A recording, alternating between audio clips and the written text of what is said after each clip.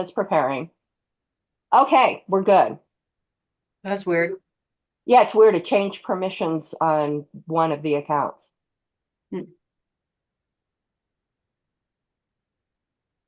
Okay, meeting is live on YouTube. So when you are ready, we will go through roll call. Okay, one moment. I've got a weird message on my YouTube screen that says, if someone could check if it's streaming. If it's not, I don't know how to troubleshoot this live, but I received a message on my screen that says video unavailable. Can someone check to see if it's live streaming? I'm checking.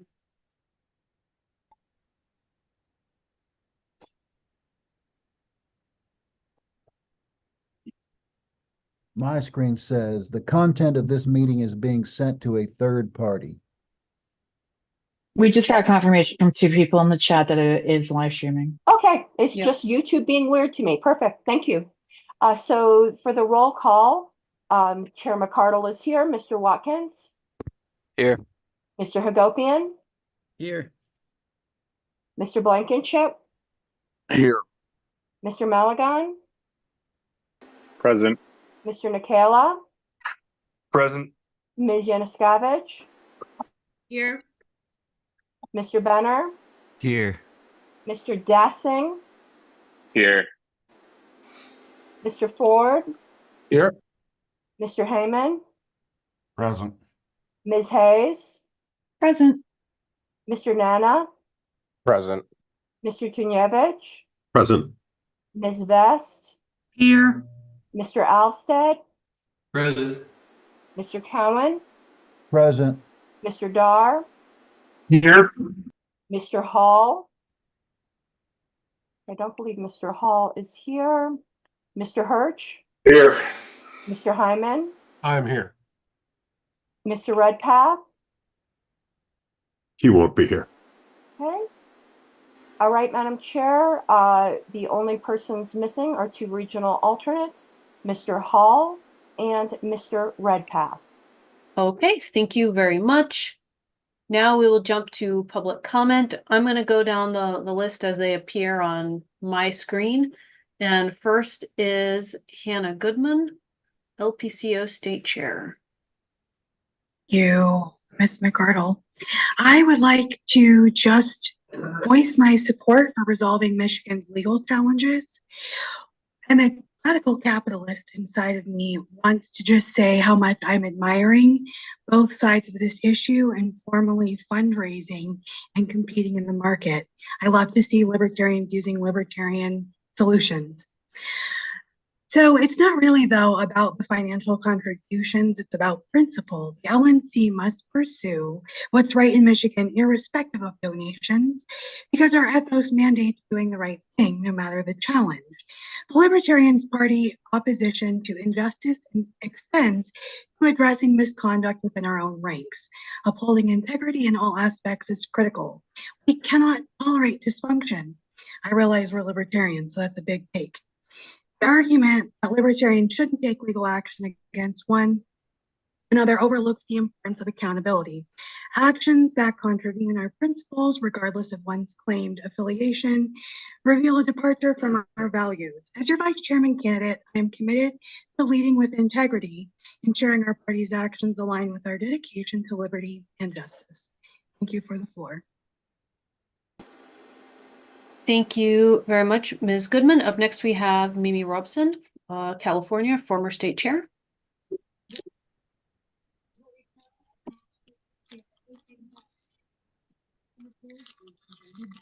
Ms. Robson, when you are ready.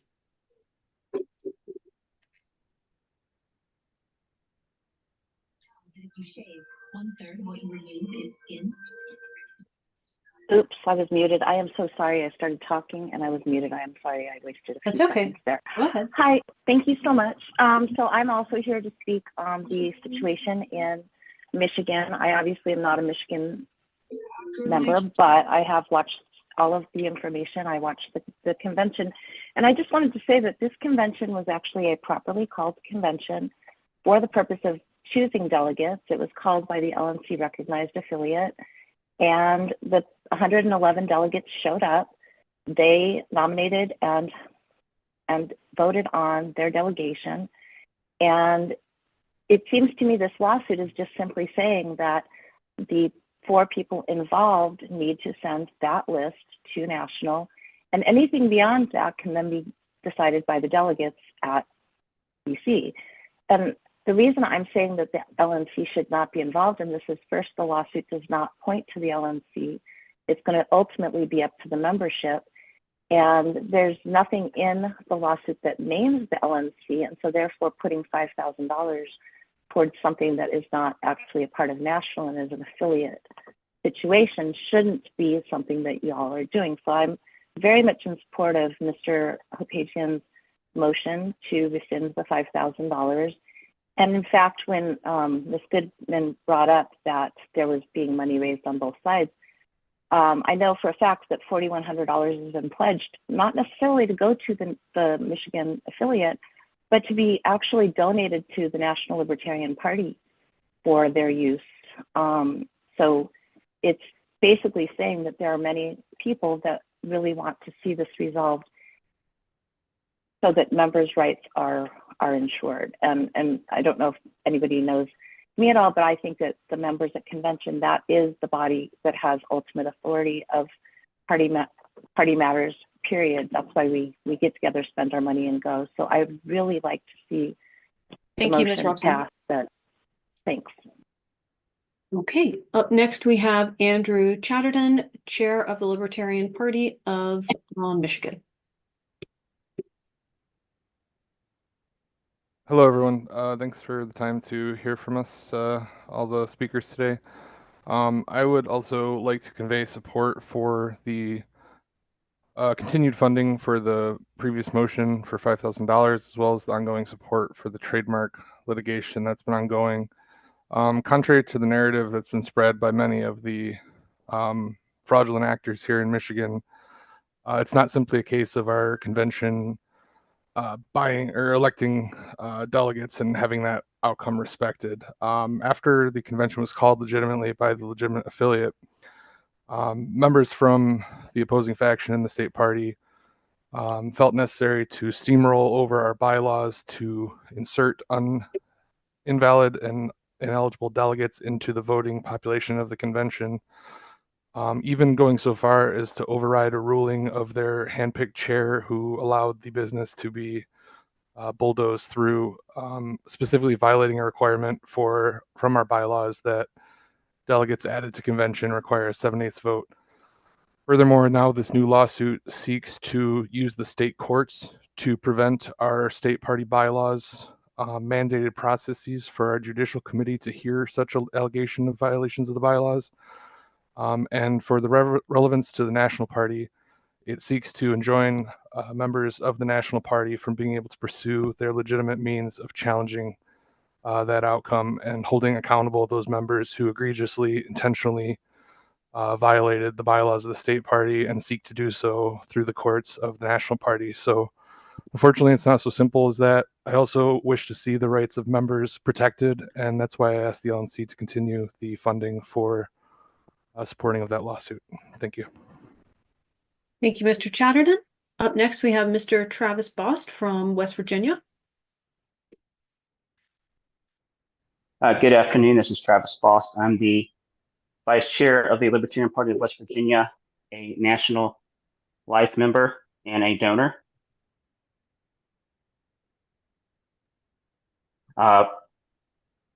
I would like to rise in support of maintaining the expenditure. Although no action has been taken on this case at this time in Michigan between a group of individuals and a group of individuals who happen to be members of the board and the judicial committee. Unless and until that lawsuit is withdrawn, this money should be left set aside for that purpose to defend a state party that has been embroiled for several years in legal disputes.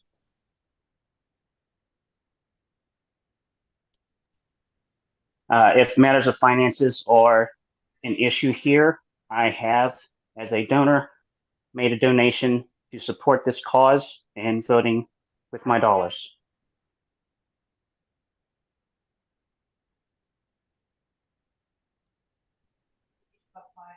I believe this supporting our affiliate who's requested our assistance is integral to the protection of the state affiliate and the national party at large. Thank you.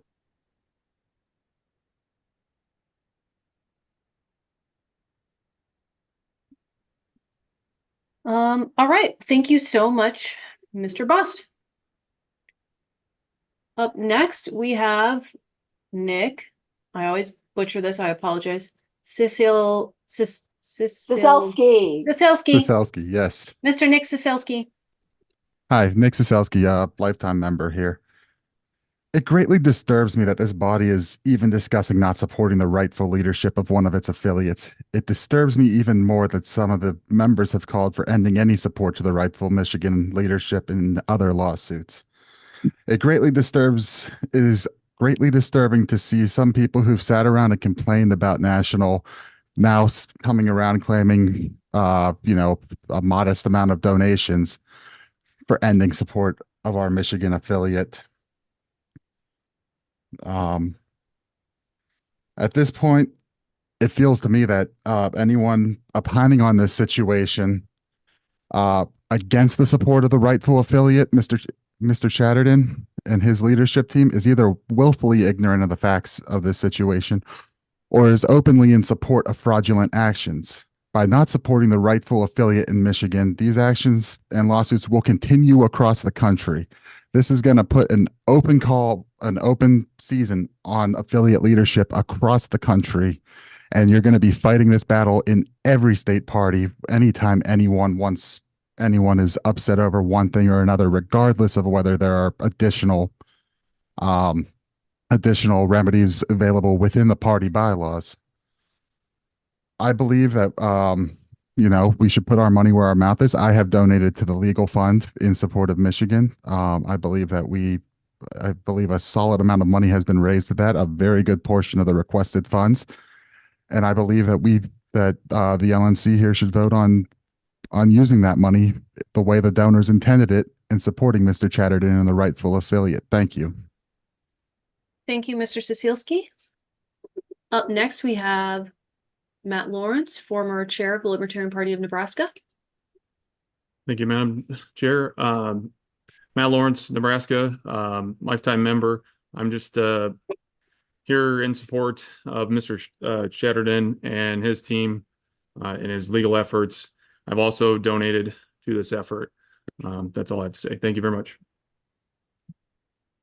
Thank you very much. Up next, we have Petro Garacci of New York.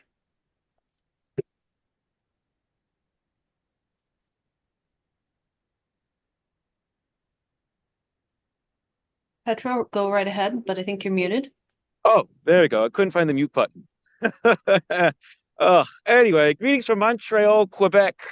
I don't know if you can see any of the buildings here. The camera's working, but they speak way too much French for my liking. But it's a nice city, and I'm up here for the solar eclipse. I'll be down in Plattsburgh tomorrow. Anyway, I'd like to voice my support for the Michigan affiliate, and it's a shame that they've had to file suit to get their slate of delegates selected. Personally, I think it might be better off sorted out by either the credentials committee or the delegates themselves in Washington, but it is what it is. And I do support the motion to rescind the $5,000. And like I said, I think it's better sorted in Washington, but we'll see. We'll see what happens. And I'd also like to voice my support for ending the LNC's lawsuit against the Michigan affiliate. I think the delegates made it clear who they want to be their leadership. And I think it's time for National to abide by those wishes. I'd also like to comment on something in the chair's report. She mentioned that there's a drop-off in revenue due to a boycott and what I read as a sabotage effort. And while I think there's some accuracy there, I think there's a part left out, which is that in the wake of the Reno reset, a lot of folks were disappointed, were branded as loser brigade and told to leave and that they were not welcome and that they and their money would be replaced. And so those people listened, and now they're being branded as boycotters and part of some sort of vast Sarwarkian conspiracy, and that's just not accurate. And I think it's important to voice that part of the record as well, and that's just not the whole cause here, and that there's other factors that have gone into this. That's all I got to get him in Montreal here. It's very nice, and I will yield the rest of my time. Thank you very much. Madam Thank you, Chair, Mr. Yes.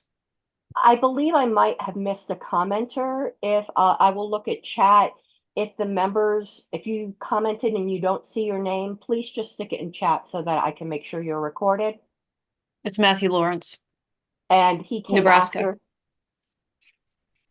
Well, I could just stick mine here because I stick it in alphabetical order in the minutes. Anyway, thank you. I thought I missed somebody. Thank you. No problem. Up next, we have Tyler Bargenquist. Hey guys, appreciate the time. Tyler Runquist from Shreveport, Louisiana, membership officer. I just want to let everyone know that we recently passed a unanimous resolution today that's pretty much says, whereas the Libertarian Party bylaw supports the autonomy of state affiliates, whereas libertarians object to intellectual property lawsuits and legal abuses, whereas we're not a bunch of frickin' statists, be it resolved that the Libertarian Party of Louisiana calls upon the LNC to immediately drop its lawsuits against the libertarian activists and members of the Michigan affiliate. And personally, I think you really shouldn't have an opinion on this if you have not watched the whole thing, because there's over 100 delegates there, they said. And a lot of them people had been in the party for over 20 plus years. There's actually Ed towards the end and it shows that. And I just want to side note, I definitely do not agree with this pay to play candidate forum that you guys have implemented. And I wish everyone would protest that and reach out to the candidates and wish they would do the same. It should go back to the token system. Thank you. I yield my time. Thank you, Mr. Bargenquist. Up next, we have Mark Rutherford.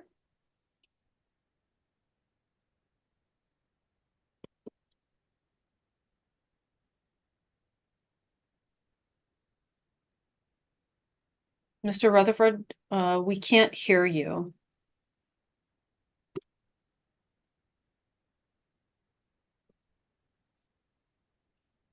No audio. Do you mind if I jump to TG and then come right back to you?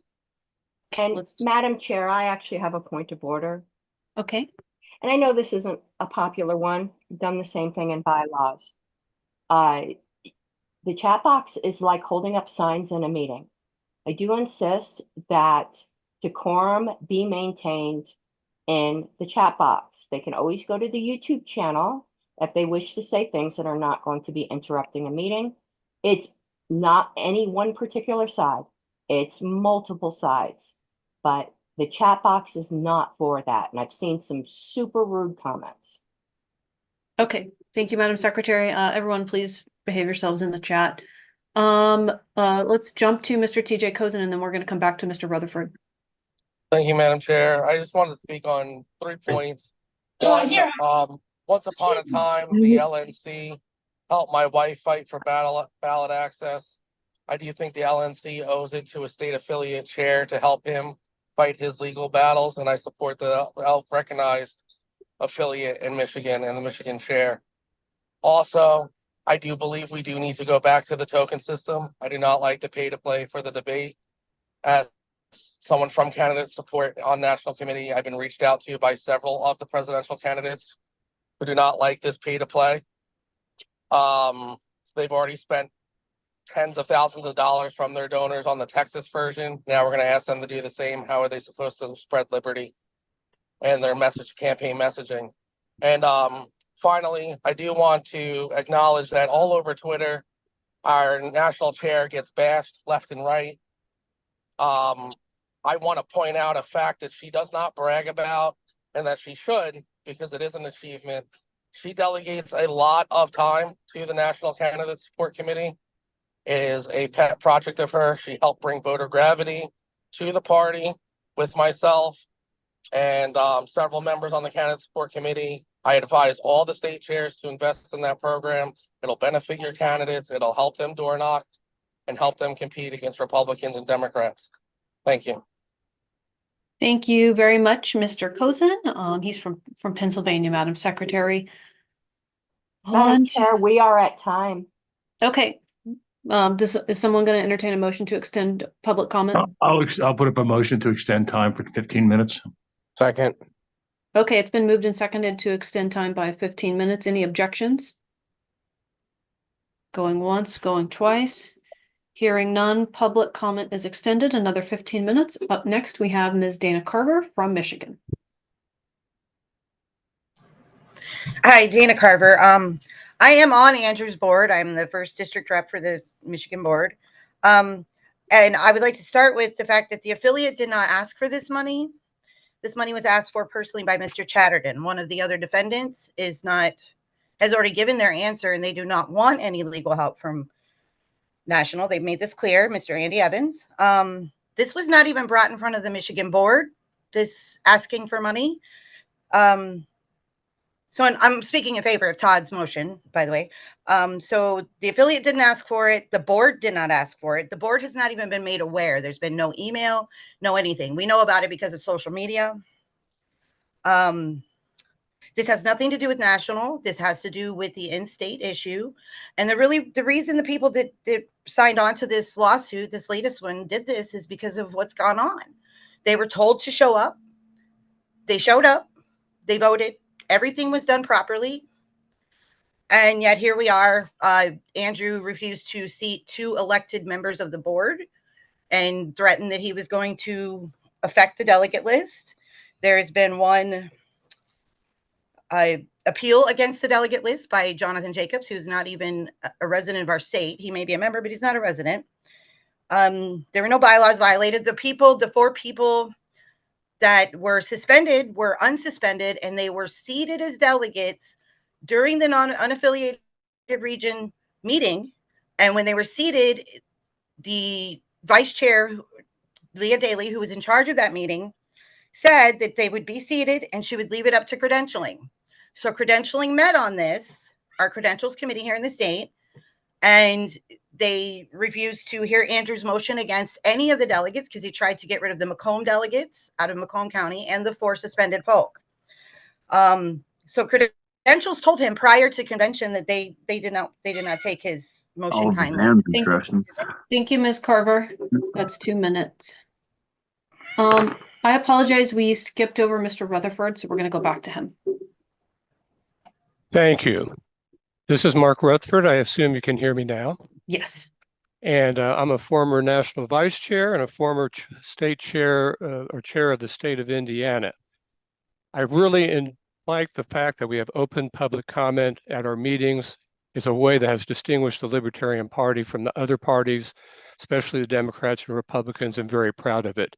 It's very important to be open, and I remind everybody on the LNC to keep their conversations as open and public as possible, other than in extreme situations where privacy is necessary and is generally considered fine to do. Thank you all for being here, and I really appreciate the discussions that are happening right now in public comment. Thank you. Thank you, Mr. Rutherford. Up next, we have Jennifer Halbing from Texas. Yeah, thanks. I was wanting to voice my support of the supporting the Andrew Chatterton in Michigan and opposing the motion by Todd Agopian. I do feel like there's a lot of misinformation. I have watched the Michigan convention and did see a lot of concerns with it. And I think the big thing is that the list has been submitted. The list of delegates has been submitted to the credentialing committee. And so I've asked the members who are suing Andrew Chatterton and others to, remove the lawsuit. Now that the list has been submitted, I don't understand what the point of the lawsuit is. And so since they're refusing to do that, I think we do need to support the chair and the other members of LP Michigan to make sure that they're able to defend themselves. And because it should be the rights of the delegates in DC to decide who is seated from Michigan, and also the rights of the credentialing committee. Thank you. Thank you very much. Up next, we have Dominic Thelen. Hello, my name's Dominic Thalen. I'm from Michigan and I'm on the LEC board there. And as someone who was at this state convention, I would like to say that there was a distinct lack of decorum among many of the delegates there. People were shouted over, and those members that were suspended were reinstated with a simple majority instead of a 7/8 majority that is required by the bylaws.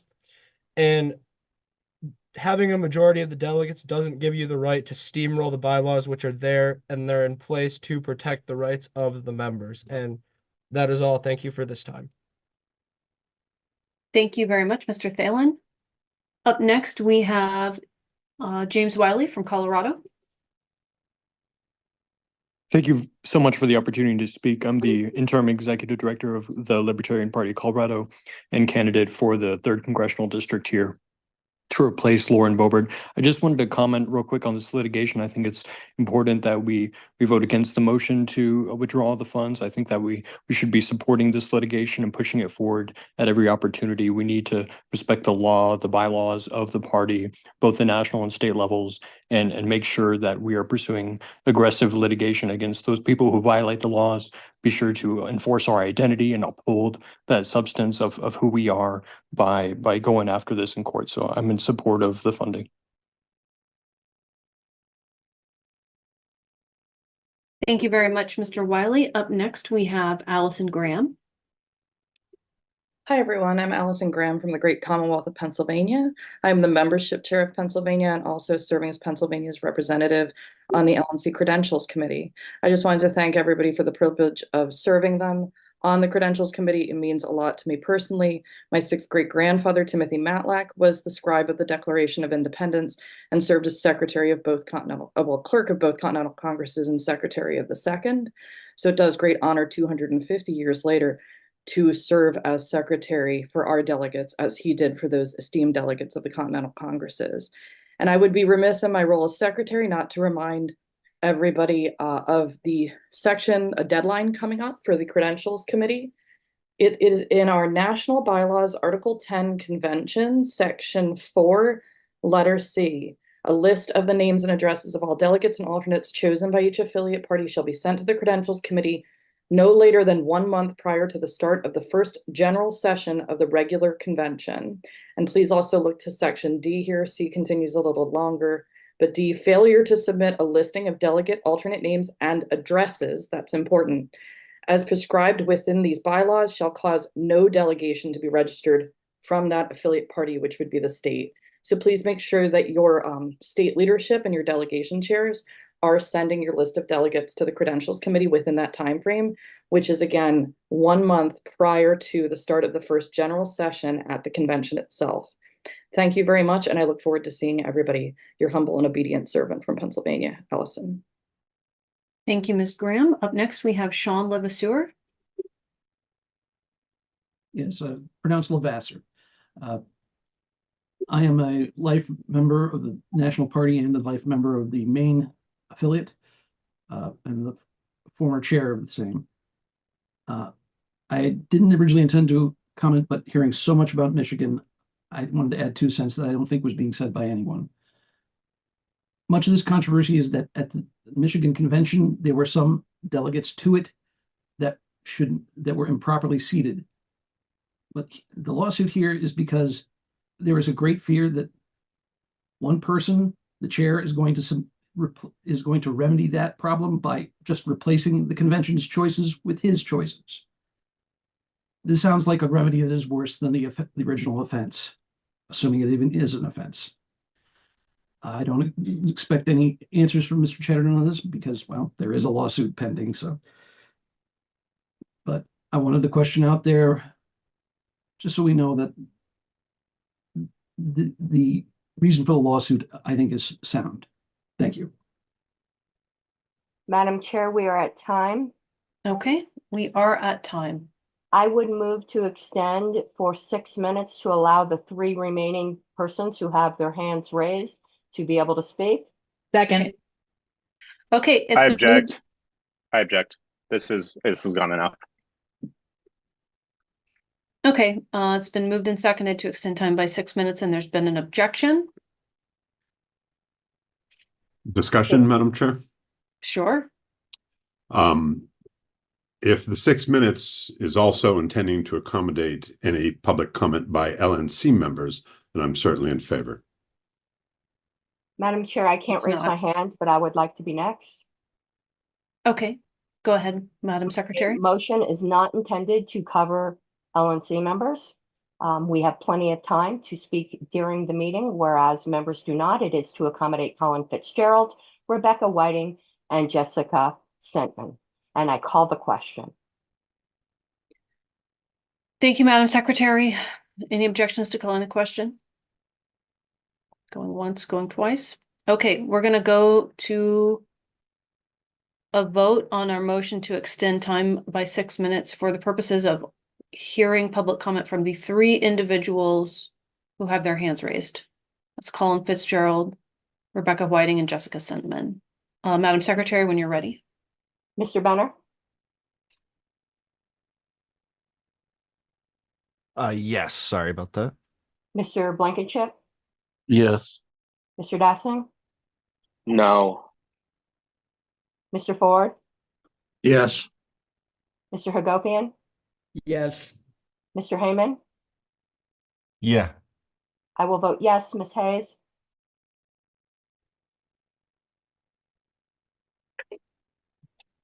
Yes. Ms. Hay- Thank you. Mr. Maligan? No. Mr. Nana? Yes. Mr. Nicola? Yes. Mr. Rufo? No. Mr. Tunyevich? Express abstention. Ms. Vest? Yes. Mr. Watkins? Abstain. Ms. Yanuskavich? No. Madam Chair, this would require a 2/3 vote as it is effectively amending an unofficial agenda, but it does have 2/3. It does have 2/3. Okay, chair's not voting. Motion passes. We will continue. Mr. Colin Fitzgerald, please go right ahead.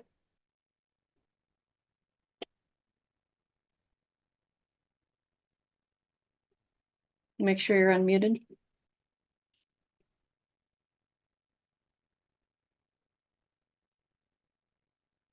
Mr. Fitzgerald, if you'd like to give public comment now is the time. I'm so sorry. I am so sorry. I haven't done Zoom very much. I just took myself off on mute. Colin Fitzgerald, everybody. I am a newly minted lifetime member of both the national and the state party. It is unfortunate that it's come to this in our state, but I believe it has. We have seen repeated bad faith efforts by the other party, and it should be noted that on our March 10/24 convention, our executive committee passed a resolution by a margin of 10 to 2 to 1 that the executive committee of the Libertarian Party of Michigan supports the actions of the LNC in defending our bylaws and the Libertarian Party brand against any fraudulent use here in Michigan and thus throughout the country. As a new member, I'm thinking I'm going to the legitimate convention and we're doing all this stuff to preserve the bylaws that we all said we agree to enter into. And then I feel it's crucial that we maintain the lawsuit and support the money that we are trying to raise to bring this to its end. Thank you very much. Thank you very much, Mr. Fitzgerald. Up next, we have Ms. Rebecca Whiting.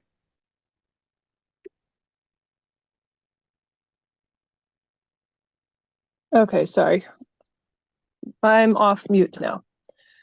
Okay, I'm here. I'm the chair of the Libertarian Party Minnesota, and I'm here to speak in support of the Michigan lawsuit with the Michigan Chair Chatterton and upholding the bylaws in Michigan. I think that the bylaws are not suggestions to use when they benefit us, but to help us maintain our order and keep out corruption. And if that's the case, and that's what's happening in Michigan, then I support the lawsuit going forward. All right, thank you very much, Ms. Whiting. And our last public comment is by Ms. Jessica Sentman. Hi, everyone. Thank you so much. I just wanted to, first of all, thank the LNC for all the support that you've been giving Michigan. And I just wanted to request support to continue because the last like 2 years has been very, very tough for the Michigan LP. The attacks that we're getting are relentless. The opposing side does not want any boundaries or rules. They just want to be able to do whatever they want whenever they do. And I'm just worried about the precedents this could set for the future of the Michigan Party and other parties as well. Thank you. Thank you very much, Ms. Sedman. Okay, that concludes public comment. My apologies to anyone who joined late, but we had just voted on extending it specifically for that particular amount of time for those individuals. Up next we have, let's jump to our agenda.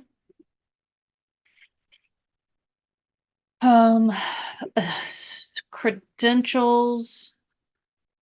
Madam Chair, Okay. did we entertain a motion to amend?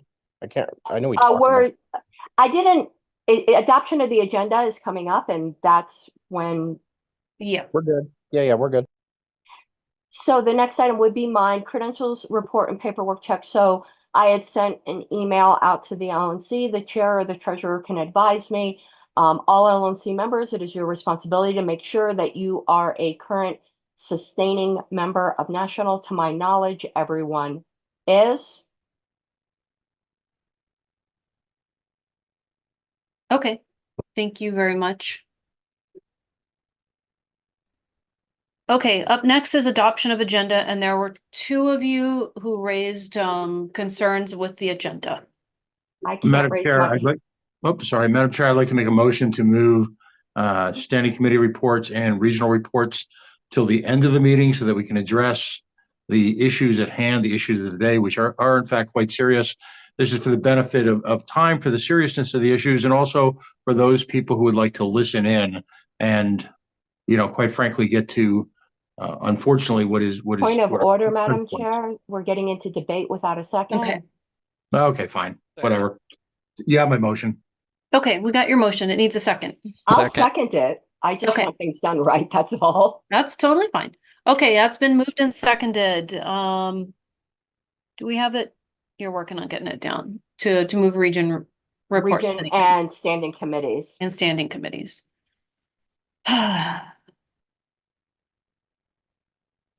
really want to get to the COC report.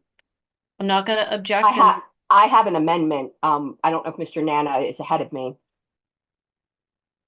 You were technically next, and then Mr. Nana. Okay. Okay, I would like to, I'm trying to get this down to end of agenda. I would like to move to amend, and additionally to strike any regional reports for which a regional report was not submitted in writing in advance, with an invitation to those regionals to submit a written report to be appended to the minutes, and to also exclude the Convention Oversight Committee report.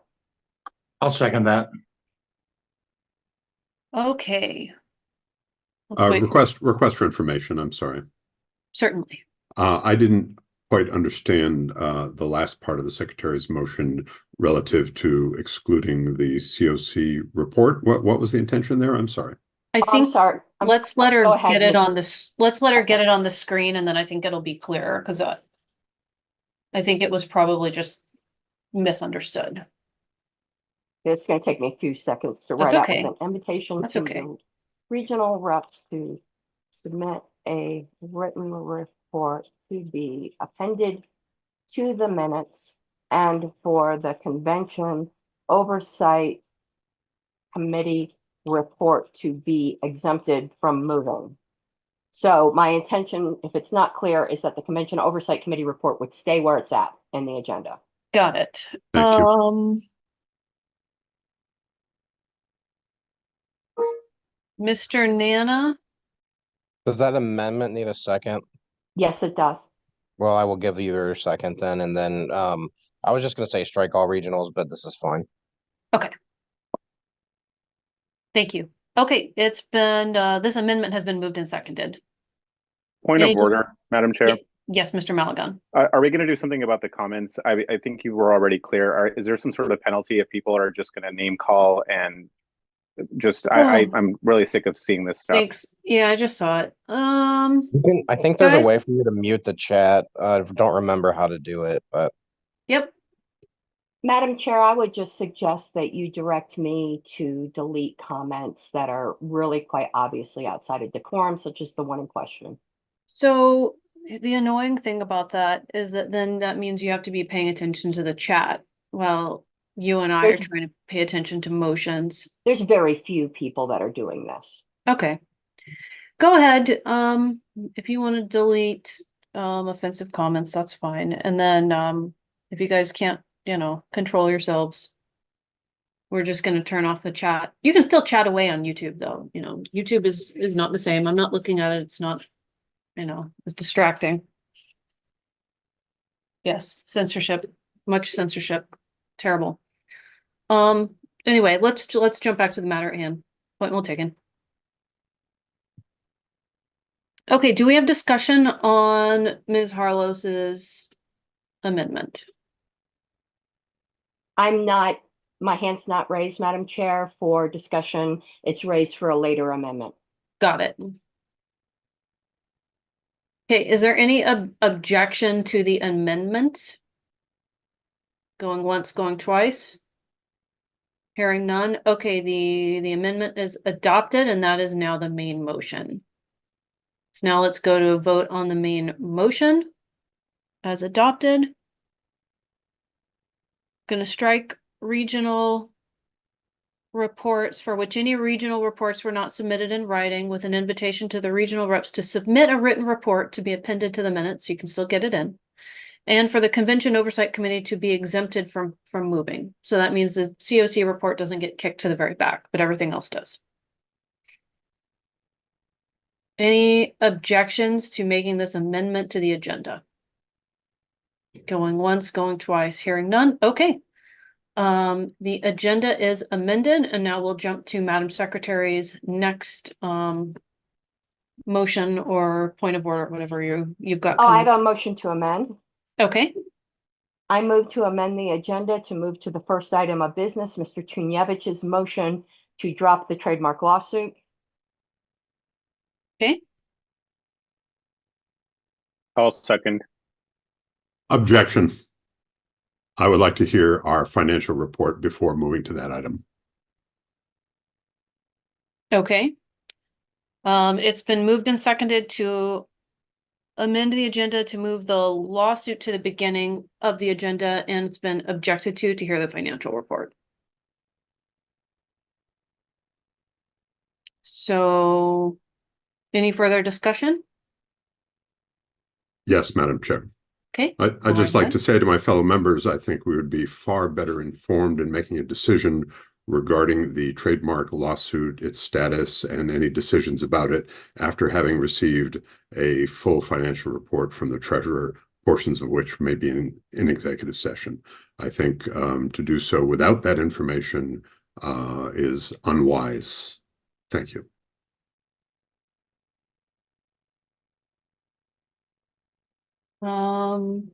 Madam Secretary, did you have your hand up to Yes, I respond? did. Yes, go right ahead. First, I'm going to move to call the question, but I get to make a brief comment first. We have talked this to death. I do not wish to spend additional time in executive session. Everyone knows the lay of the land. And I believe everyone has their mind made up. I'd like to move on with the rest of our business with as little waste of time as possible, so I call the question. Okay, the question has been called. Is there an objection to calling the question? Going once, going twice. Okay, hearing none, I'm going to say the question is called.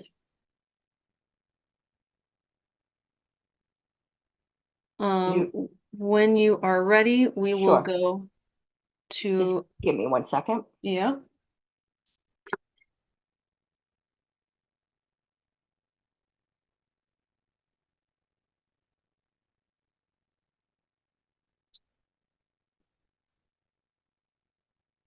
Just need to get all of the information in my form here. Great. I was typing in tongues.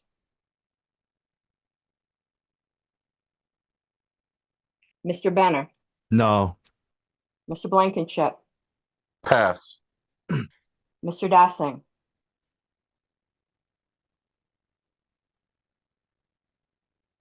No. Mr. Ford,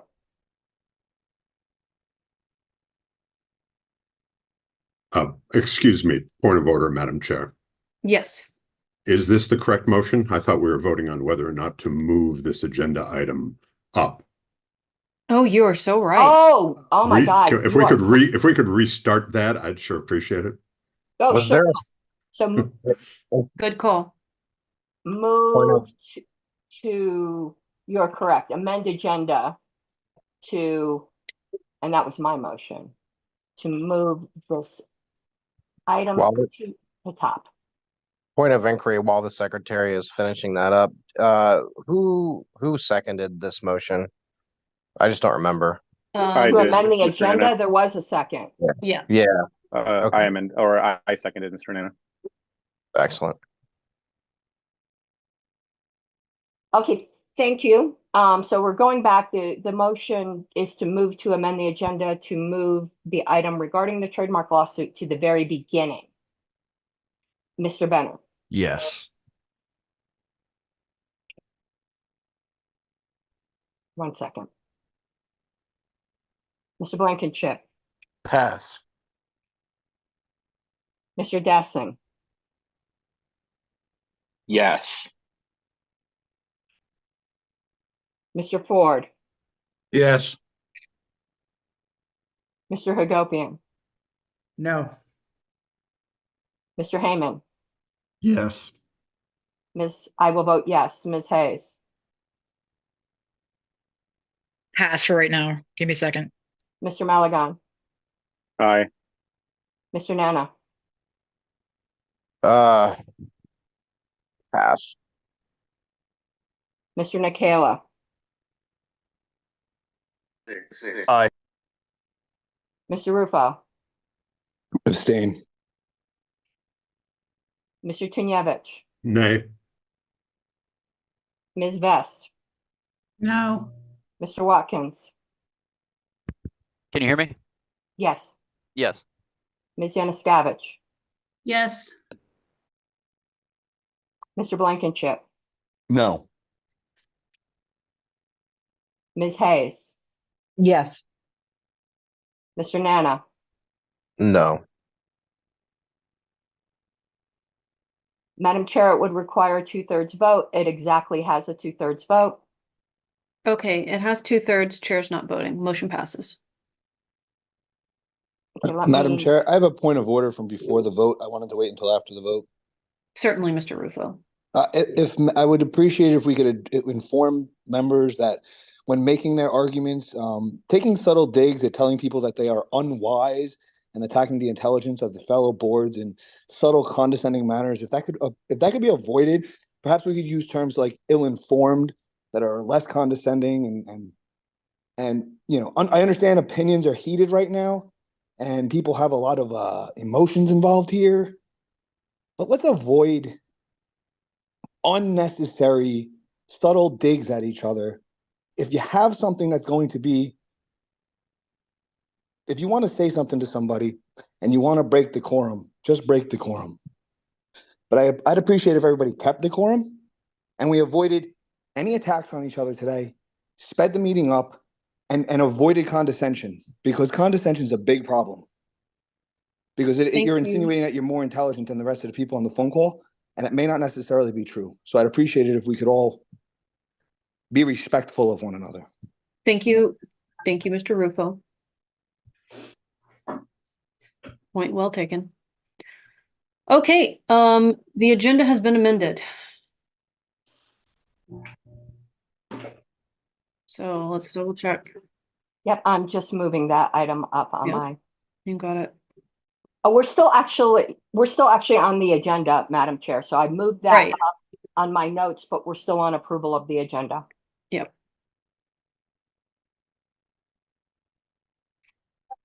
Okay, I don't see any more hands going up, so I think we're gonna vote on the agenda, the entire agenda as amended. We've Yes, Madam already, Chair. okay, there we go. We can ask if there's any objection, however. That is what I'm gonna do. I don't see any hands up. Probably because we've already voted on it twice. Any objection to approving the agenda as amended? Going once, going twice. Okay, hearing no objection, the agenda is adopted as amended. Just give me one moment to catch up on the minutes. The Yeah. motion to amend passed by roll call vote. And then this passed without objection. So the next item up is Mr. Tunyevich's motion. All right, Mr. Tunyevich, you have the floor. He needs a second. Oh, that's true.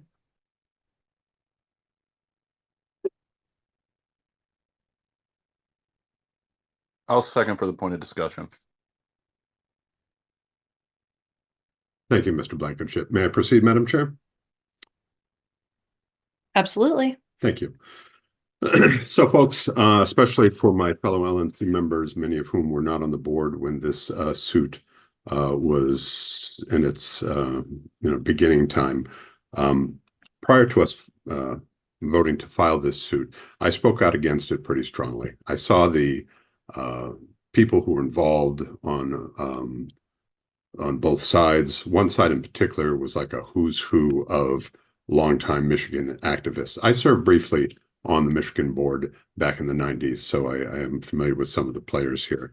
So I advised the LNC against it. I may have even used the word unwise, but did not mean it in a condescending sense. I felt it was unwise, and that we would be better served by letting our members settle their own differences and not really put our thumb on the scale when it comes to control of affiliates. Having said that, once this board decided to take action, I know my responsibilities as a board member is to support that decision, and I have for what are we? We're certainly over well over 1 year in this time. However, things have not changed. I understood our position to be strong. I thought the whole use of trademark law was a clever technique, and I admired some of the strong arguments being made by our hired outside counsel. But with time, I have concluded that this suit does far more harm than it does good.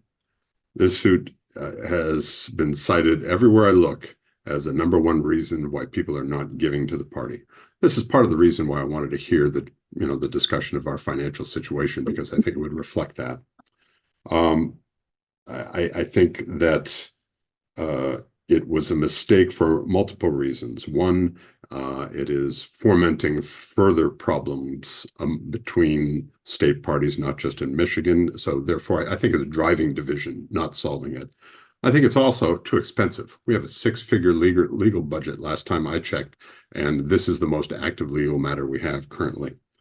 I think it was a mistake overall, and that so it's impacting fundraising to a dramatic extent. It is an expensive item when we are in a time of budget crunch and have had to cut the national budget over 30% this year already. And I would urge my members, I would urge my fellow members to consider dropping this suit for the good of the party. Thank you. Mr. Watkins? Beating a dead horse here, and I'm sick of it, and we're behind. I'm calling the question. I second. Okay, question's been called. It's been seconded. Is there any objection? Going My once. hand is not raised for that. It's something else. Thank you. Going once, going twice, hearing none. Okay, if there's no objection, the question is called and we will move to a vote. Mr. Benner, No. Mr. Blankenship, Pass. Mr. Dasson, No. Mr. Ford, No. Mr. Hagopian, Yes. Mr. Heyman. No. I will vote no. Ms. Hayes, point of clarification. This is only the trademark suit, correct? Correct. No. Mr. Malagon, Nay. Mr. Nana, Pass.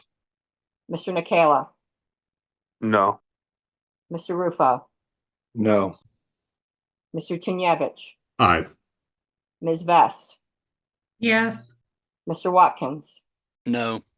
Ms. Yanuskavich. No. Going back up, Mr. Blankenship, Abstain. Mr. Nana. Abstain. Madam Chair, it is 3-11-2. Okay, chair is not voting, motion passes, or sorry, motion fails. All right. Let's see what's next on our agenda. I believe it's report of potential conflicts of interest, actually.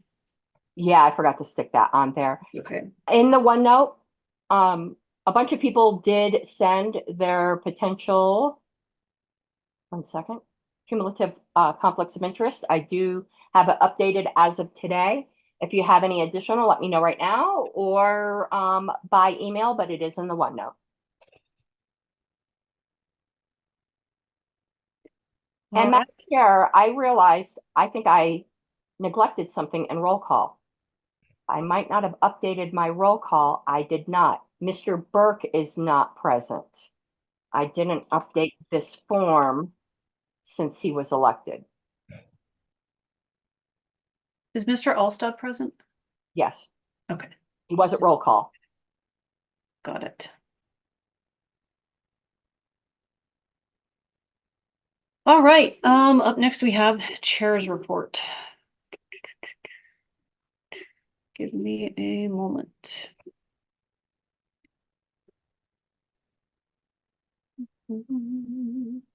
All right, so a big topic of discussion is that revenue has been down. We climbed up a little bit in March. We had approximately $90,000 in non-convention revenue and over $38,000 in convention revenue. It still has a ways to go. And I talked about how we're going to get out of that in my report. And we can get into that in detail later when we go and into discussing our financials. But I would encourage you to look at that. I think we can talk a little bit about it in staff reports as well. We've had a lot of changes since 2022. We need to overcome them regardless of how difficult it is. We've cut $17,000 from the monthly budget. We had to do some layoffs. It sucked. But we had to do what we had to do. We need to increase our outreach on ballot access. I think that's really critical. And we need to start using our new tools immediately, the CRM and the new website, and continue to fundraise off of other things that we know people enjoy and they want to donate towards, like voter gravity and candidate support. I know that the last few months of the term are challenging. People are fed up with each other. You're frustrated, you're disappointed. I'd encourage us all to hold it together and try to be professional for the last couple of months of the term. I think that would go a long way. I think people would appreciate it. I know I would appreciate it. Let me jump into some of the questions that Mr. Tunyevich had about our December fundraiser and Rage Against the War Machine. So what I found was that we donated $1,500 to Rage Against the War Machine. That's it. For some reason, there seems to be some internet conspiracy around it. Rage Against the War Machine is a 501c4. I didn't take any payment for it. Not that that would be wrong. It's okay to pay people for their work. But the money went to the rally. There's another rally planned for September 21st. We had it planned for February. And we didn't anticipate a really strong turnout this time. And a lot of Libertarian Party members were very focused on their state conventions and the national convention. So we decided to push it back. So yeah, so that's still happening. There have been some questions and I'll get to you guys with your hands up once I get to the end of the report. There have been some questions about what the 501c4 does. Is it filing paperwork on time? It is. I have the end of year report filed by John Branson, the attorney who used to work for the LP. It's fine. There's no weird question as to the filings. Everything is FEC compliant. I encourage anybody to call the FEC directly when you have questions about FEC compliance instead of speculating on things. Very, very helpful to do. I do it all the time. I probably call the FEC once a week. Regarding the fundraising in December, it took me a while to track down our numbers. We did not make money. I think we probably lost about $3,000 on the event. We made a little over $3,000. And my takeaway on this, especially combined with some of our past fundraisers that were successful, is that we should stop holding fundraisers in expensive hotels. The fundraiser that we had that Miss Houston put together with Miss Kennedy back in early 2022, which was at a private residence in Texas, we didn't have to pay all these crazy fees to get food out and, you know, for a venue. I think we should also really consider not booking every LNC meeting at an expensive hotel in the future. I went through Peerspace and similar websites and found there's very large conference rooms and, you know, like semi-resort looking places that we can book for $45 to $75 an hour. If we, what is it? I think I put us at like $1,350 for a space rental for like 2.5 days on a weekend. We should probably be doing that instead. We can get catering for 40 people for like $900. We should start saving costs and spending our money a little bit more wisely. There was a code used for our donations, but not everybody donated through that code either when they made participated in the auction. So that also made it difficult to track.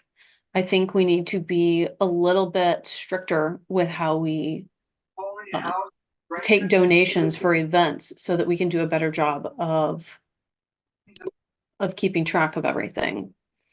Yeah, so that's what I have on that. Happy to take more questions on it if anybody wants to ask.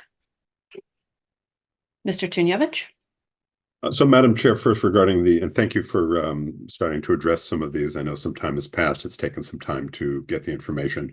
Regarding the Rage Against the War Machine rally, so we can find that information because people have been looking for those details and had not been able to find the filed reports. What is the legal entity name of that?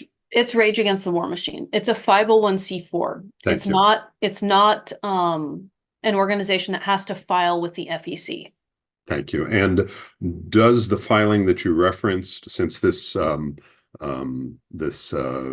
this entity raised 6 figures to put on that rally, raised and spent, does that filing include details about where the money came from and how it was spent? Well, sure, some of it does, but some of it was also posted on social media, and there was a give butter where you could see where every donation came from. Great. Well, I'll definitely go track That's all. Yeah, that's all public, down. and it has been public the entire time. Mm-hmm. There was a spreadsheet shared on social media of all of our cost breakdown, how much the stage was, flights for people who work there, for volunteers, for speakers, what do we have to pay for a med tent? I don't think people realize how expensive it is to put on an event. You have to pay for security. You have to pay for med tent. Absolutely. Yeah. And I appreciate your sharing those details. So that filing was made with the IRS. Is that where we're looking? Since it's not an FEC. Point of order, Madam Chair. Yes. Madam This Secretary. meeting is about the Libertarian National Committee. If someone has complaints about another organization, they should go to that organization. I am not interested in wasting time on that. If somebody has some kind of censure or rescission or resolution to bring regretting the LNC's involvement in the event, that's an entirely different matter. But this deep dive into an outside organization's finances, whether they're right or wrong, is just completely inappropriate for an LNC meeting. Bring a motion appropriate to an LNC meeting. A point of personal It's privilege, a point of order, Madam Chair. She just I'm gave a waiting for point of ruling order. on The my chair point of has order. to talk. I think the point is well taken. And Mr. Tunyevich, I made sure to answer your questions, but I don't feel that it's appropriate and that I should be so inclined as to dump a whole bunch of information about another entity, especially when that entity that we were involved with didn't do anything wrong. So I think we just need to move on. I mean, if you have additional questions about the fundraiser event, I will certainly hear them. I do. Thank you, Madam Chair, and I appreciate your indulgence. Regarding the fundraiser, way back in December, you said it lost maybe $3,000. We never heard how many people attended. Can you share a few other details? We had around 40. We had around 40 attendees. Great. Well, thank you so much, and I'll reserve my comments regarding the rally. I'll just place a brief comment in the chat. Thank you. Mr. Ford? Yeah, if I can speak to sort of punctuate the Rage Against the Machine conversation. First of all, I was not only a supporter, not only was I an attendee, I was also a financial supporter and a sponsor of the event. At the time I reflected, I was not only exceedingly pleased, I was thrilled. It brought to bear for a limited involvement of the LNC and the Libertarian Party, I think it was $1,500. It brought us in contact with potential single issue coalition membership from around the country and brought us into a national conversation. It was incredibly well run. Again, I think I mentioned at the time I walked in and I thought, oh my God, someone else is having an event here. And it turned out to be us. It was run and looked like a rock event. It was fantastic. And we walked away with lessons on how to do that. I look forward to participating in the one in the future. And again, this is a separate organization for which we were simply a contributor to. Spiritually, of course, we were involved, but I look forward to an ongoing relationship with the anti-war community. It's part and parcel of our mission. Secondly, and finally, briefly, with regard to the fundraising events, I go back to an event in Boston that was just at the one LNC meeting in New England in 30 years, and it was rough. I look back at the Brown Hotel event, which was rough. Madam Chair, I'm raising another point of order. We have a long meeting. This is continuing Madam on Chair, a discussion that was already overruled. I'm responding, Karen Ann. Unfortunately, for those of us who would like to take the opportunity to respond to allegations made about the committee. Yeah, but that's not fair to Mr. Tunyevich because he doesn't Okay. get to respond to the response. Okay, whatever. All I was right. happy. Fair enough. Okay. Are we at Thank you, Mr. point of Ford. order? Are we at time? Can we move on? Just gonna ask. There's 9 more minutes left. There you go. Are there any other questions on the chair's report? With the caveat that we will get into some of the finances later on agendized items. All right. Hearing none, we're going to jump to the vice chair's report. All righty. I get 3 minutes. So just to be quick, we are leasing out headquarters. We have a prospective tenant, but I don't want to give anything further on that right now until things are a little more official. But and I do have an idea of what rent should be a good amount, and that should help a lot with revenue. But again, I will inform everybody of that further when things are more official. Items have been cleared out over the past 2 months or so, maybe 3 months, I'm not sure. Me, Angela, and Dan John, Paul Bracco, and Henry Barquette in Virginia all helped reorganize things. Like historical items have been moved down into the basement. Lots of literature has been offered to candidates and affiliates within driving distance and otherwise disposed of. The mail room still has a lot of non-branded paper products and office supplies. I plan to go through most of that, I guess, in about a week and a half, 2 weeks from now, something like that. But more importantly, the roof, I believe, is in need of replacement. I found 4 leaks while I was up there last time. It was a good thing it was raining at the time. Otherwise, I wouldn't have seen it. And I did some digging to see how long this has been an issue, and it seems to go back to about December, at least December, but probably before December of 2020. I believe about $3,000 was paid in order to patch the roof or something, and it seemed to have been resolved, at least that issue. And then the next year, in December of 2021, there was a reported $15,000 allocation for minor roof repairs, paint, brickwork, and so on. And it doesn't seem like that has been resolved up until about July of 2022, where former staff informed other staff members and LNC members that this had been taken care of. It has not been. I've spoken to a couple of inspectors, hoping to hear back this week from one. It should cost about $275 just to inspect the roof, just to know for sure whether or not we should replace it. But I would say we do, and I think that could cost somewhere between $7,000 to $12,000, unfortunately. But you know, you got to replace your roof. So that's it. Thank you, Mr. Watkins. Any I'm out of time. questions? Any questions for Mr. Watkins? Mr. Maliban?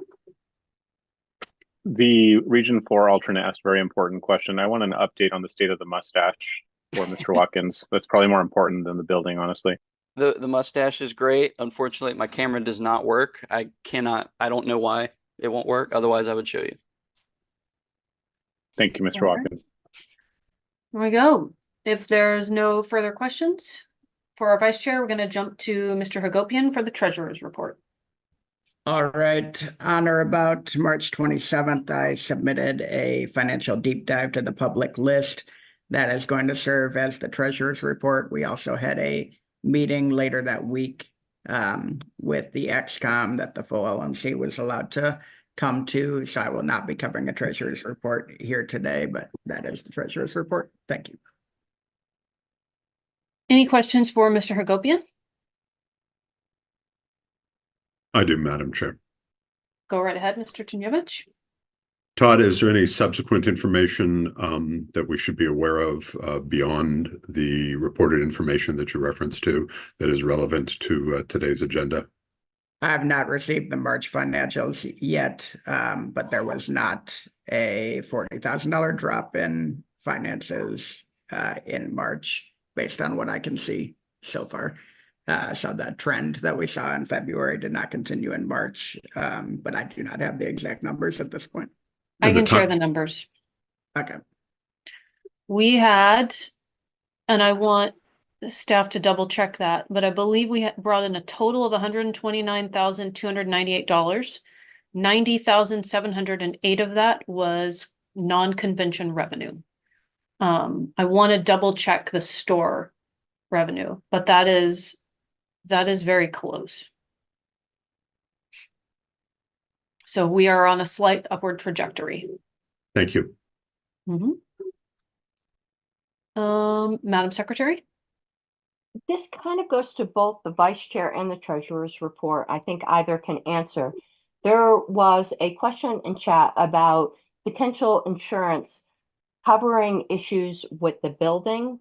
It would be my understanding, and I would like to know if it's correct, that the roof issues and other issues are just normal wear and tear, which is not covered by insurance.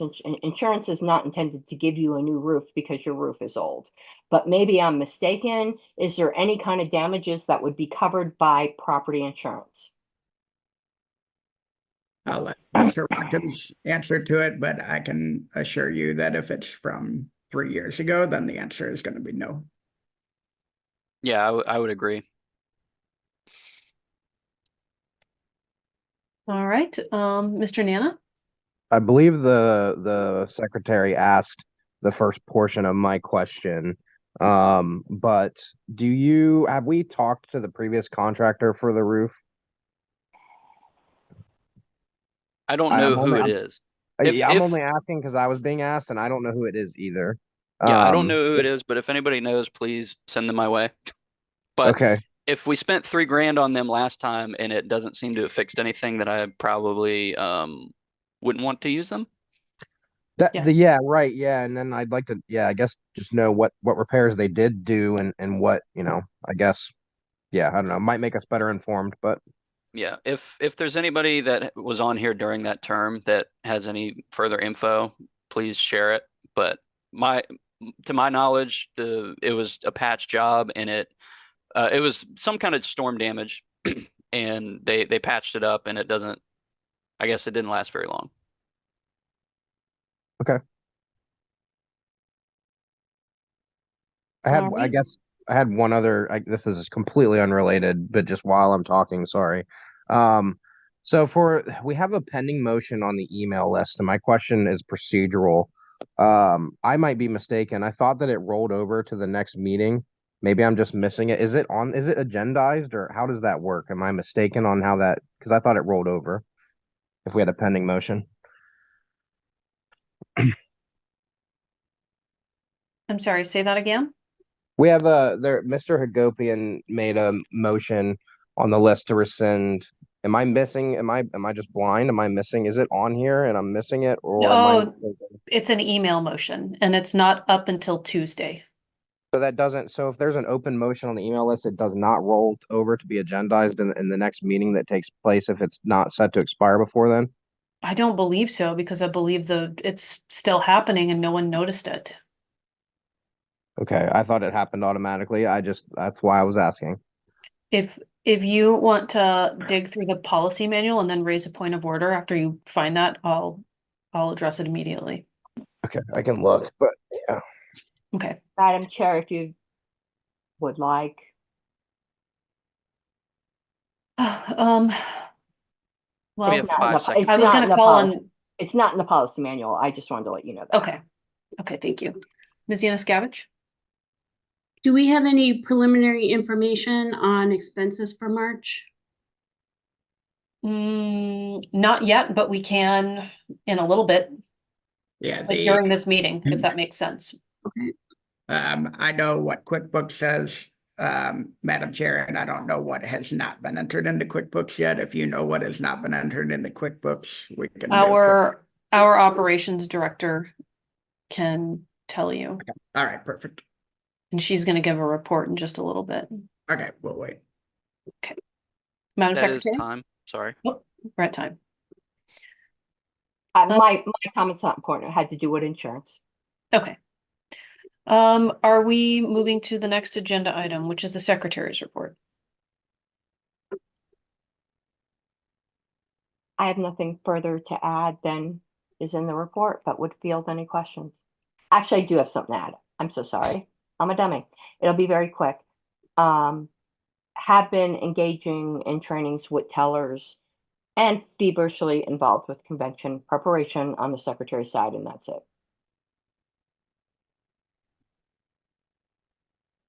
Okay. Any further, any questions for our secretary?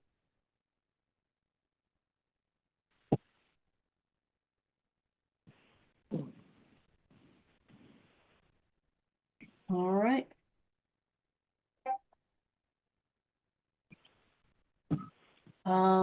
Up next, we have an operation director's report. We have staff reports. Ms. Kennedy, are you here? Yes, I am. All right. If there's no objection, we're going to go ahead and hear from our operations director, Ms. Kennedy. All right, Okay, go right wonderful. ahead. Thank you. So I submitted a written report, so I won't go into terrible detail. I know you guys have a long meeting. There are a lot of details in there, but in the last quarter, we have been through a lot of changes. So it's not just our CRM, but the CRM touches a lot of things. There have been a lot of changes to our best practices for our accounting and FEC filing preparation. Our HQ closure has affected things massively. It's really been a major overhaul of all operations, which I've actually seen as a positive thing because it's forced us to go in and audit things and make sure that everything is being done correctly and the best it can possibly be done. So our to cover membership first and get that out of the way, and everybody really likes to hear about that. Our sustaining membership has stabilized or has appeared to stabilize over the last 2 months. So in February, we had an increase of 0.06%, which is obviously, almost even, which is fine. But and then in March, looks like our increase was 0.19%. So at least the positive trajectory is up. We finally got a handle on a lot of the technical issues that have affected our ability to count membership quickly also, so we can get those membership reports out to you guys a lot quicker than we have been able to in the past. Hopefully that's something else again that we can almost automate once we move over to the Zoho CRM. Now there's still several manual processes. We've just eliminated a lot of the hangups and increased the workflow communication to make that better. And a note about the membership trajectory also, I've included this in the written portion, but with the migration of the headquarters to digital, I assumed responsibilities for the check entry. And I noticed that while I was doing that check entry, I would say 90%, potentially 95% of the mail-in contributions that we received were from donors who hadn't donated since 2022 or before. Most of the time, though, it was 2022. So it appears that the changes that we've done in our communications is now successfully capturing those lost memberships. So that's actually a very positive outlook, I would say. I hope that that continues and that it leads to more positive growth moving into the rest of the year. So to go over the HQ closure, primarily that turned out to be a cost-saving measure. I included a chart that just shows the amount that it cost us to keep it open and have an employee physically there. So our total cost monthly was $5,970, and that's to have it staffed and open, which means over $71,000 annually. So since the digital migration, those expenses have been reduced to $460 a month or $5,500 a year. So represents a massive savings. No loss, I would say, in operational ability. And we've actually solved some major problems after the move. So I would say that really that's been an amazing change, considering the amount, we're saving $5,500 every month. And then there's also revenue potential on top of that if we're looking at renting out the building, which I know is something of a point of contention, but whether you do or not, it would represent another $5,000 to $7,000 in revenue. Now we come to the Zoho tools. So Zoho One is the inclusive subscription that we're using. And this is, instead of just having the CRM, Zoho One is like a suite of tools, and it covers everything from surveys to marketing campaigns to bookkeeping. I mean, if you need it as an organizational tool, it probably exists as a Zoho One app.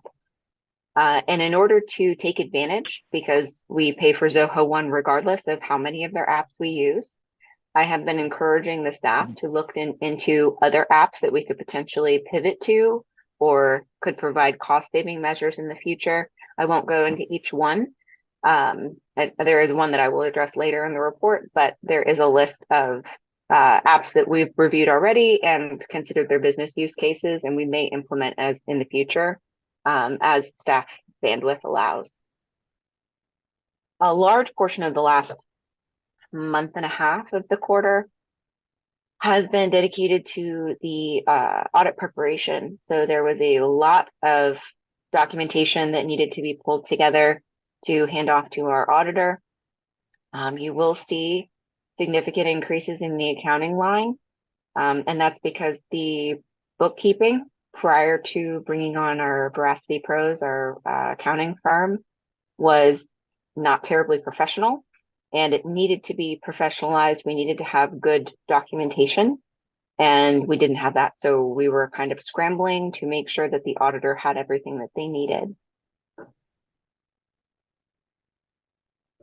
So there's a few things that my primary goal is really to automate many of these processes so that they can withstand changes in leadership, changes in staff turnover, all of that. The organization should continue to function regardless of who sits in the operations director chair.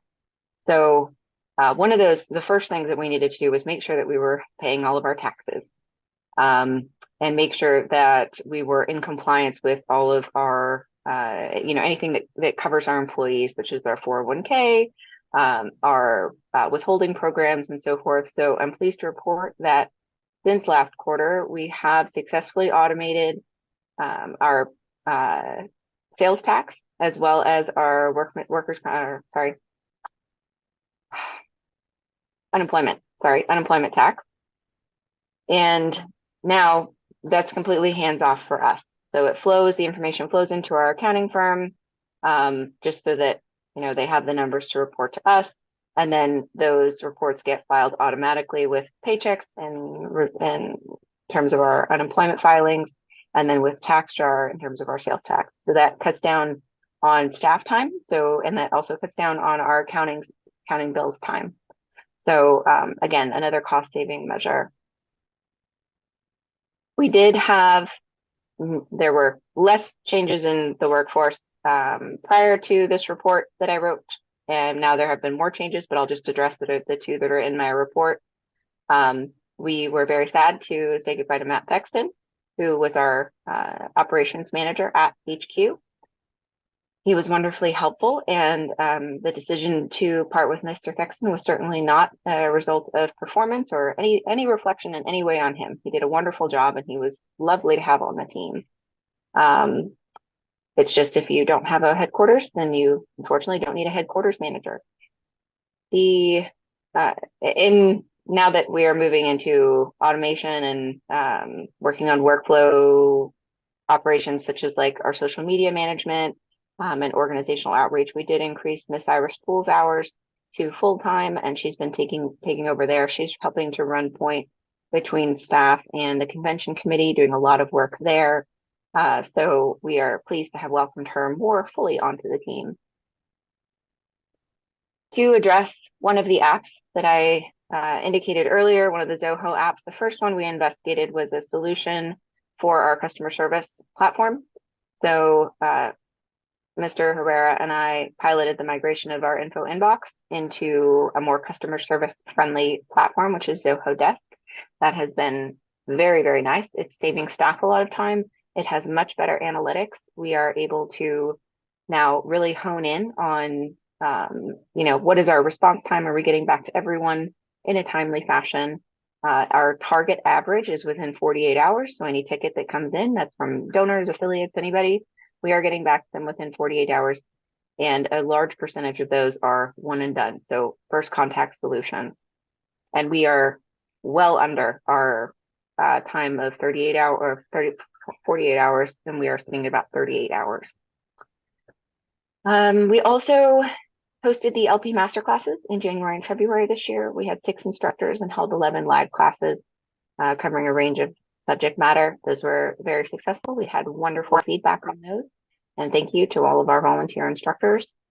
We are working on creating a library of content so that, because we did record all of those, so that we have more enduring resources available that we can make available to donors or affiliates or candidates.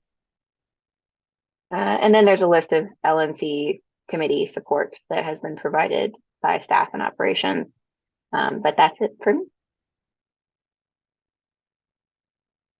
Thank you very much, Ms. Kennedy. Does anybody have any questions for our operations director?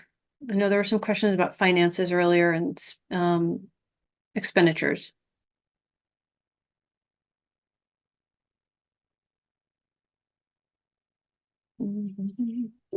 There's a couple hands raised, Madam Chair. I don't know Weird. if you see. I do now. Mr. Tunevich. Thank you, Madam Chair.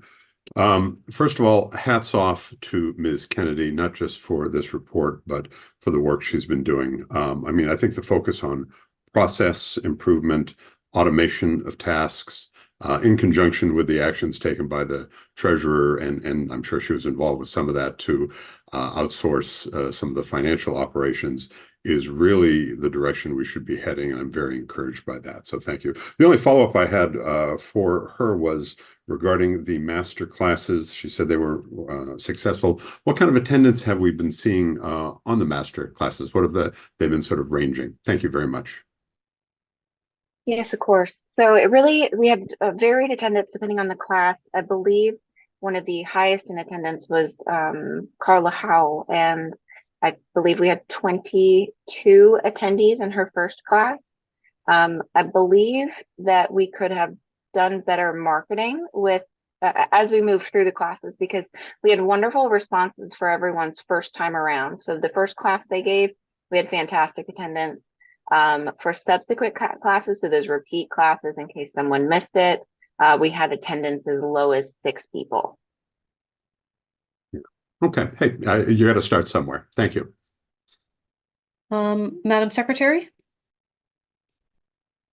Am I muted? I can't figure out if I'm muted. Tell me if no, okay. God, I'm such a boomer sometimes, and I'm not even a boomer. Pardon me, I do have a terrible cold. I just wanted to thank Miss Kennedy. I think she stepped into this role very seamlessly, and wanted to thank her for all the assistance she's rendered me in preparing for convention with really boring, unsexy, but important things like ordering the necessary supplies. So hats off to you, Miss Kennedy. Thank you, Madam Secretary. Thank you, Mr. Hagopian.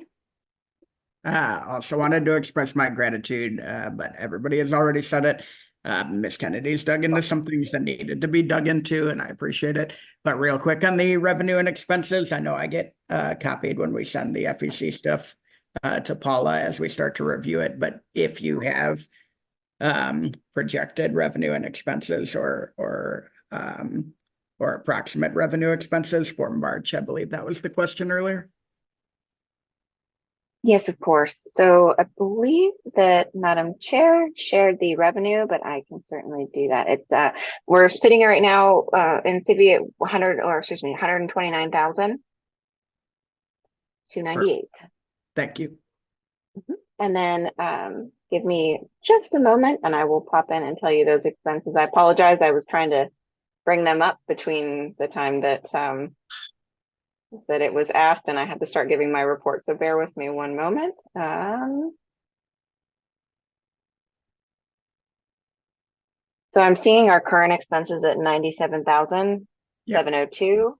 Okay, that is exactly what I was saying. I just didn't know if there were more that were set to be entered. So to your point, Madam Chair, if there are more, we will find out prior to sending it to the FEC. But at this point, your 90 non-convention versus our 97 in expenses is what we'll likely be looking at. Is that accurate, Hannah?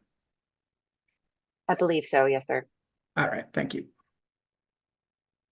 There were a couple of expenses we wanted to cut that we didn't get to quite in time. So I think you might see that drop a little bit in April. If I may, just to address that, you are absolutely correct. There are several things where, for instance, it's billed after we've used the service. So we may still have large payments upcoming, even if we've already reduced our cost. A great example of that is any payment that we make to Google. We will have realized that cost after we've used the service. So I believe we've made our last large payment to Google, and we can significantly downsize that expense, which represents about $1,500 in outgoing every month. Ms. Yanuskevich? I just want to join the choir here and thank Ms. Kennedy for all of her work. She's been very helpful during the audit process that we'll talk about later, getting all the documents very quickly, and always has an answer to my questions or gets back to me very quickly. So thank you very much. Thank you. Madam Secretary? forgot what I was going to say. I should have written it down. You know how I normally have a notebook.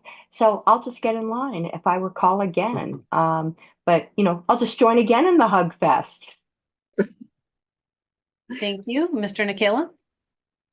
Yes, yeah, I wanted to hop on the bandwagon and thank Miss Kennedy for looking at ways to, of course, keep expenses in line and keeping a good vision for us, and I also wanted to thank staff in general for the work that's been done, especially up to convention with everything going on and recognizing opportunities for fundraising and all the other cool stuff that we're able to do. So thank you, Miss Kennedy, and thank you to staff as well. Thank you. Thank you, Mr. Nikela. Mr. Malagon. As Miss Kennedy's favorite LNC member, I'd be remiss if I didn't jump in and sing her praises as well. She's always been incredibly helpful. When I was COC chair, she always got back to me, would meet with me on Saturdays, take calls from me and get stuff to me immediately, and is still very helpful and does everything she can now. So thank you so much for all your hard work. Thank you, Mr. Malazan. All right. Thank you, Mr. Malagon. Oh, Ms. Hayes. I just wanted to say, Hannah, you are not as good. No, I'm just kidding. Hannah, you actually rock. You're incredibly professional, and I'm very glad that we have you. Thank you. All right. Okay, if there's no other questions, everyone, we are going to potentially jump to our next agenda item. So let's take a look actually and see where we're at on the agenda, because we're also going to take a break at some point. We've finished officer reports and staff reports. Oh, Mr. Andy Bukovich, apparently 100,000 people in Denver are out of power.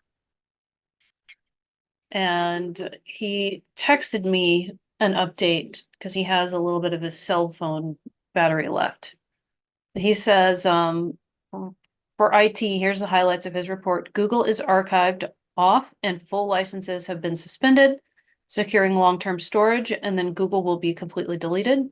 The dedupe data cleanup in Zoho is happening right now by the contractors. I'm working on getting payment pages created in Zoho, and then we're no longer in Civi for national staff purposes. Sam Bowler is doing an excellent job of getting infra stood up for Civi infrastructure that will make it quicker and easier for us to make improvements for the states as we have more time to focus on them as we get fully into Zoho. So those are updates from IT.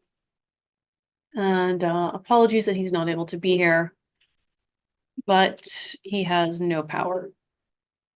Okay, Madam Secretary, can you correct me if I'm wrong? It looks like the next thing on the agenda is the convention committee report. Then we roll into financial discussion, and then we do the rest of the standing committee reports and region reports. Yes, ma'am. Okay. We need to take a break at some point. I need to go check on my baby. I think now is a good time to take a 20 to 30-minute break. Hear, hear. Before that, Madam Chair, I move to get Mr. Bukovich some power. I think that's kind of cruel. We have no That power. he doesn't. He's powerless. Well, that's a shame. Motion failed. Mr. Blankenship? Madam Chair, would be remiss if I didn't say, as a member of the Convention Oversight Committee and as someone who has to step out to see a doctor at 6 p.m., if we could do the Convention Oversight Committee prior to the break, that would be preferred. But also, I fully trust the rest of the members on the committee to handle it if I'm not there to provide assistance. But I figured I would mention that. So I don't mind giving a report and summary, but I want to make sure that, let's see, you've got 13 minutes. I've got a little bit of wiggle room, but my appointment's at 6:30 and I have to be on the road, so I'm not sure how loud it will be while driving to the appointment from 6 to 6:30. Okay. So I have It's a only baby. 2:47, so he should be fine. That's right. I have a baby crying really loudly right now, and I need to go check on him soon because it's been a while. But I can get into it and just like give an update but I anticipated that there was going to be like a lot of Yeah. questions and deep digging. Are we Madam Chair, I'm okay- not offended at all if you want to handle it without me on the call. Are we I okay just- with doing an overview and taking a break and taking it back up after the break?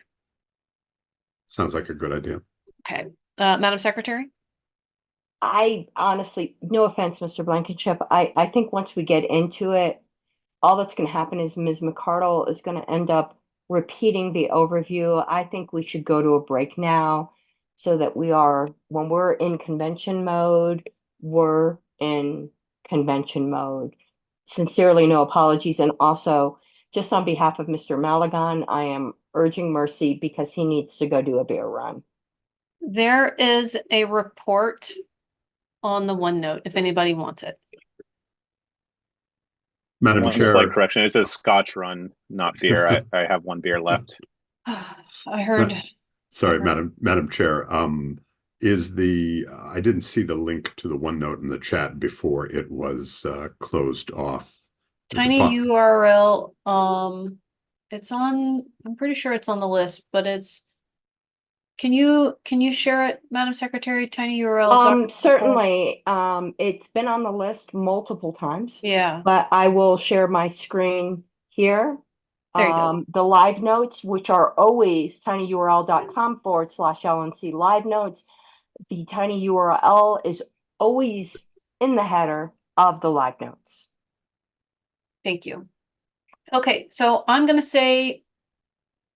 to move that we recess for 30 minutes and we come back at 6:20 p.m. Eastern. We're going to take up the convention committee report immediately followed by financials. I think the two of them go well together because we're going to be discussing financials in both of the reports. Is Madam 20 Chair, minutes point of long order. enough?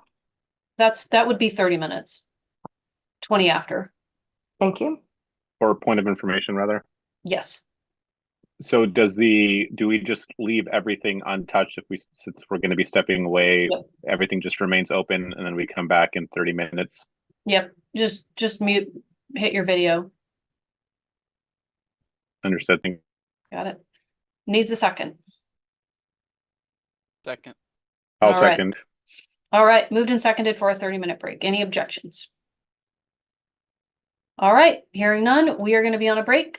Please be back promptly at 30 minutes. Thank you all. Thanks, Madam Secretary, for that link again. Appreciate it. You're welcome, Mr. Tanyevich.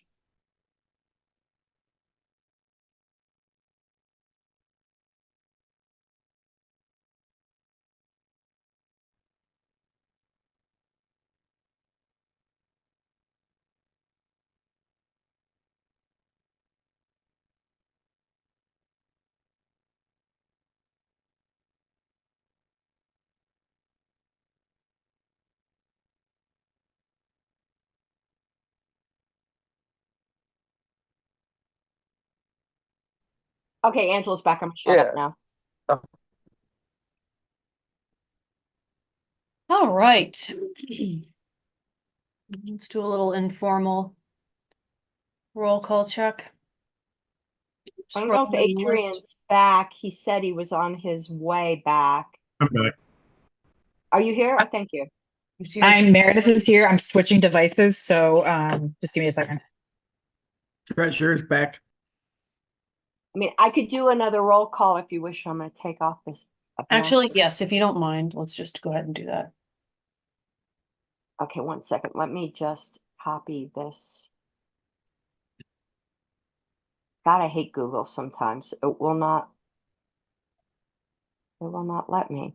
Well, I'm just going to highlight the people that were here before and were not here afterwards. So Chair McCardle is here. Mr. Watkins. I'm here. Mr. Hagopian. Here. I am here. I know Mr. Blankenship had to leave, so let me make sure. Mr. Blankenship? Mr. Malagon? Present. Mr. Nikala? I'm here. Mr. Rufo? I'm here. Ms. Yanuskavich? Here. Mr. Benner? I am here. Mr. Dassing? Here. Mr. Ford? Mr. Ford? Okay, I will raise him on signal. Mr. Heyman? Present. Ms. Hayes? I'm here. Mrs. Hayes is my mother. I've known Daniel Hayes for so long, it gets me confused. I always want to say You know what's Mr. crazy? My dad is Daniel Hayes as well, but we spell it differently. Mr. Nana? I am here. Mr. Tunyevich? Here. Ms. Best? Ms. Vest let me know she had to step away and will not be here during the meeting. Okay, thank you. Mr. Alvstead? Present. Mr. Burke? Mr. Cowan? Present. Mr. Dar? Present. Mr. Hall? Okay, he wasn't here before, so I'm assuming he's still not. Mr. Hirsch? Here. Mr. Hyman? I am here. I know Mr. Redpath couldn't be here. So, Madam Chair, we still have absent regional alternates, Mr. Burke, Mr. Hall, and Mr. Redpath, but we are now missing at large Mr. Blankenship, Mr. Ford, meaning there's no one from Region 8, and Ms. Vest, which means Mr. Dar will step in for Ms. Vest. Got it. Thank you very much. All right. Trying to look up one thing that wasn't in the report to see if I can find it. And I'm going to try to raise Mr. Ford. We were just chatting a moment ago. Okay. We are not doing public comment yet. I see a hand raised, but we're not going to be able to do that until. Madam. Yes. I'm trying to raise my hand.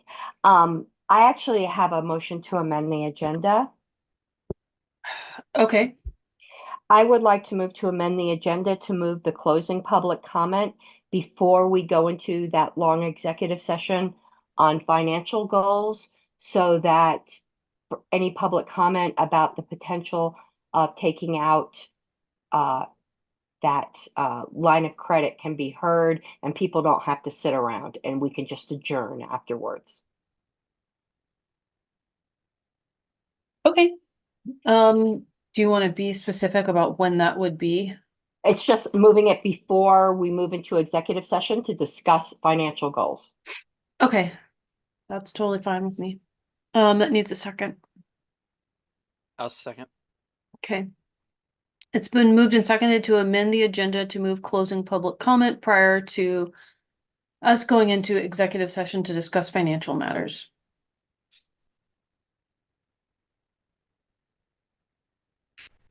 Any objections?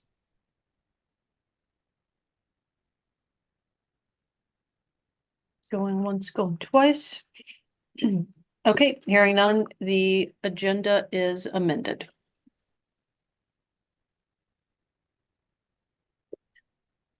All right.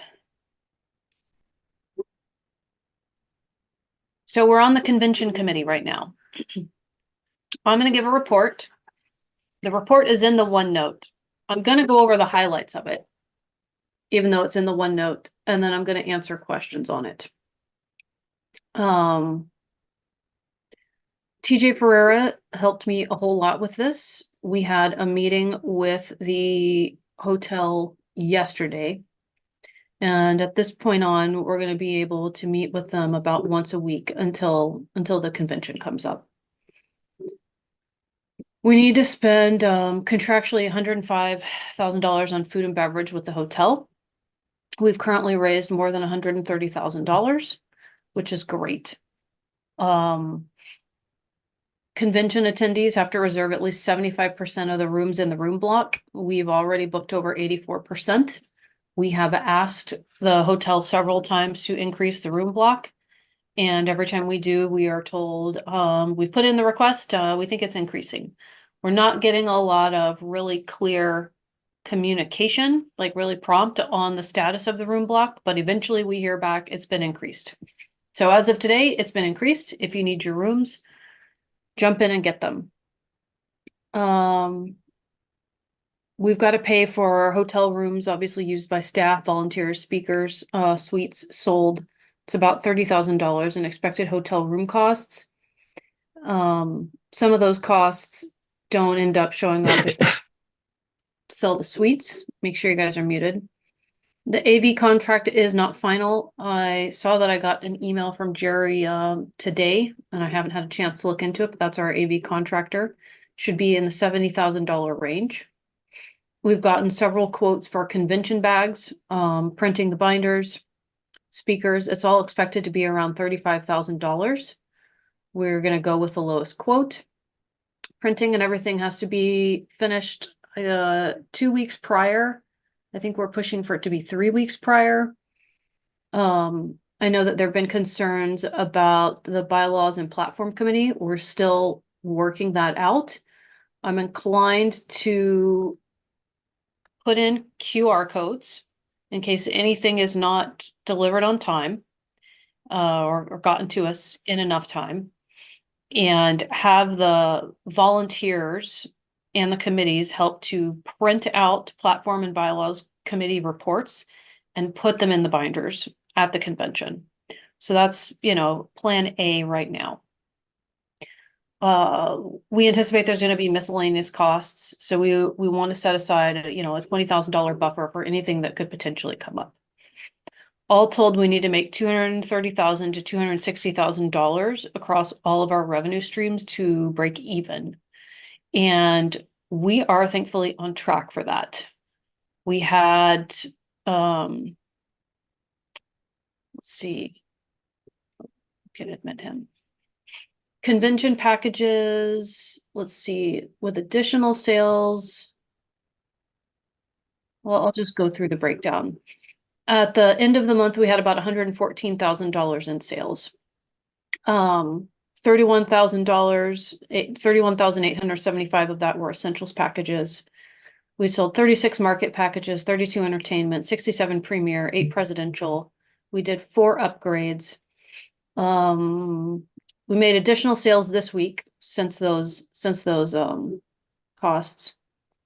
$3,665. We sold premier market essentials and some gala tickets as well. Suite sales.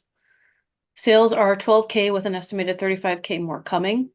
We sold the presidential suite. We lowered the cost. We sold it right away. We have a chief of state suite. We're going to probably lower this cost as well. Calorama, lowered the cost. We sold one, and then another one is pledged to be purchased this week. Capital City executive level king bed. We still have these. We would love to sell them. I think, I'm not 100% sure if this is accurate at this point. I think we might have sold one.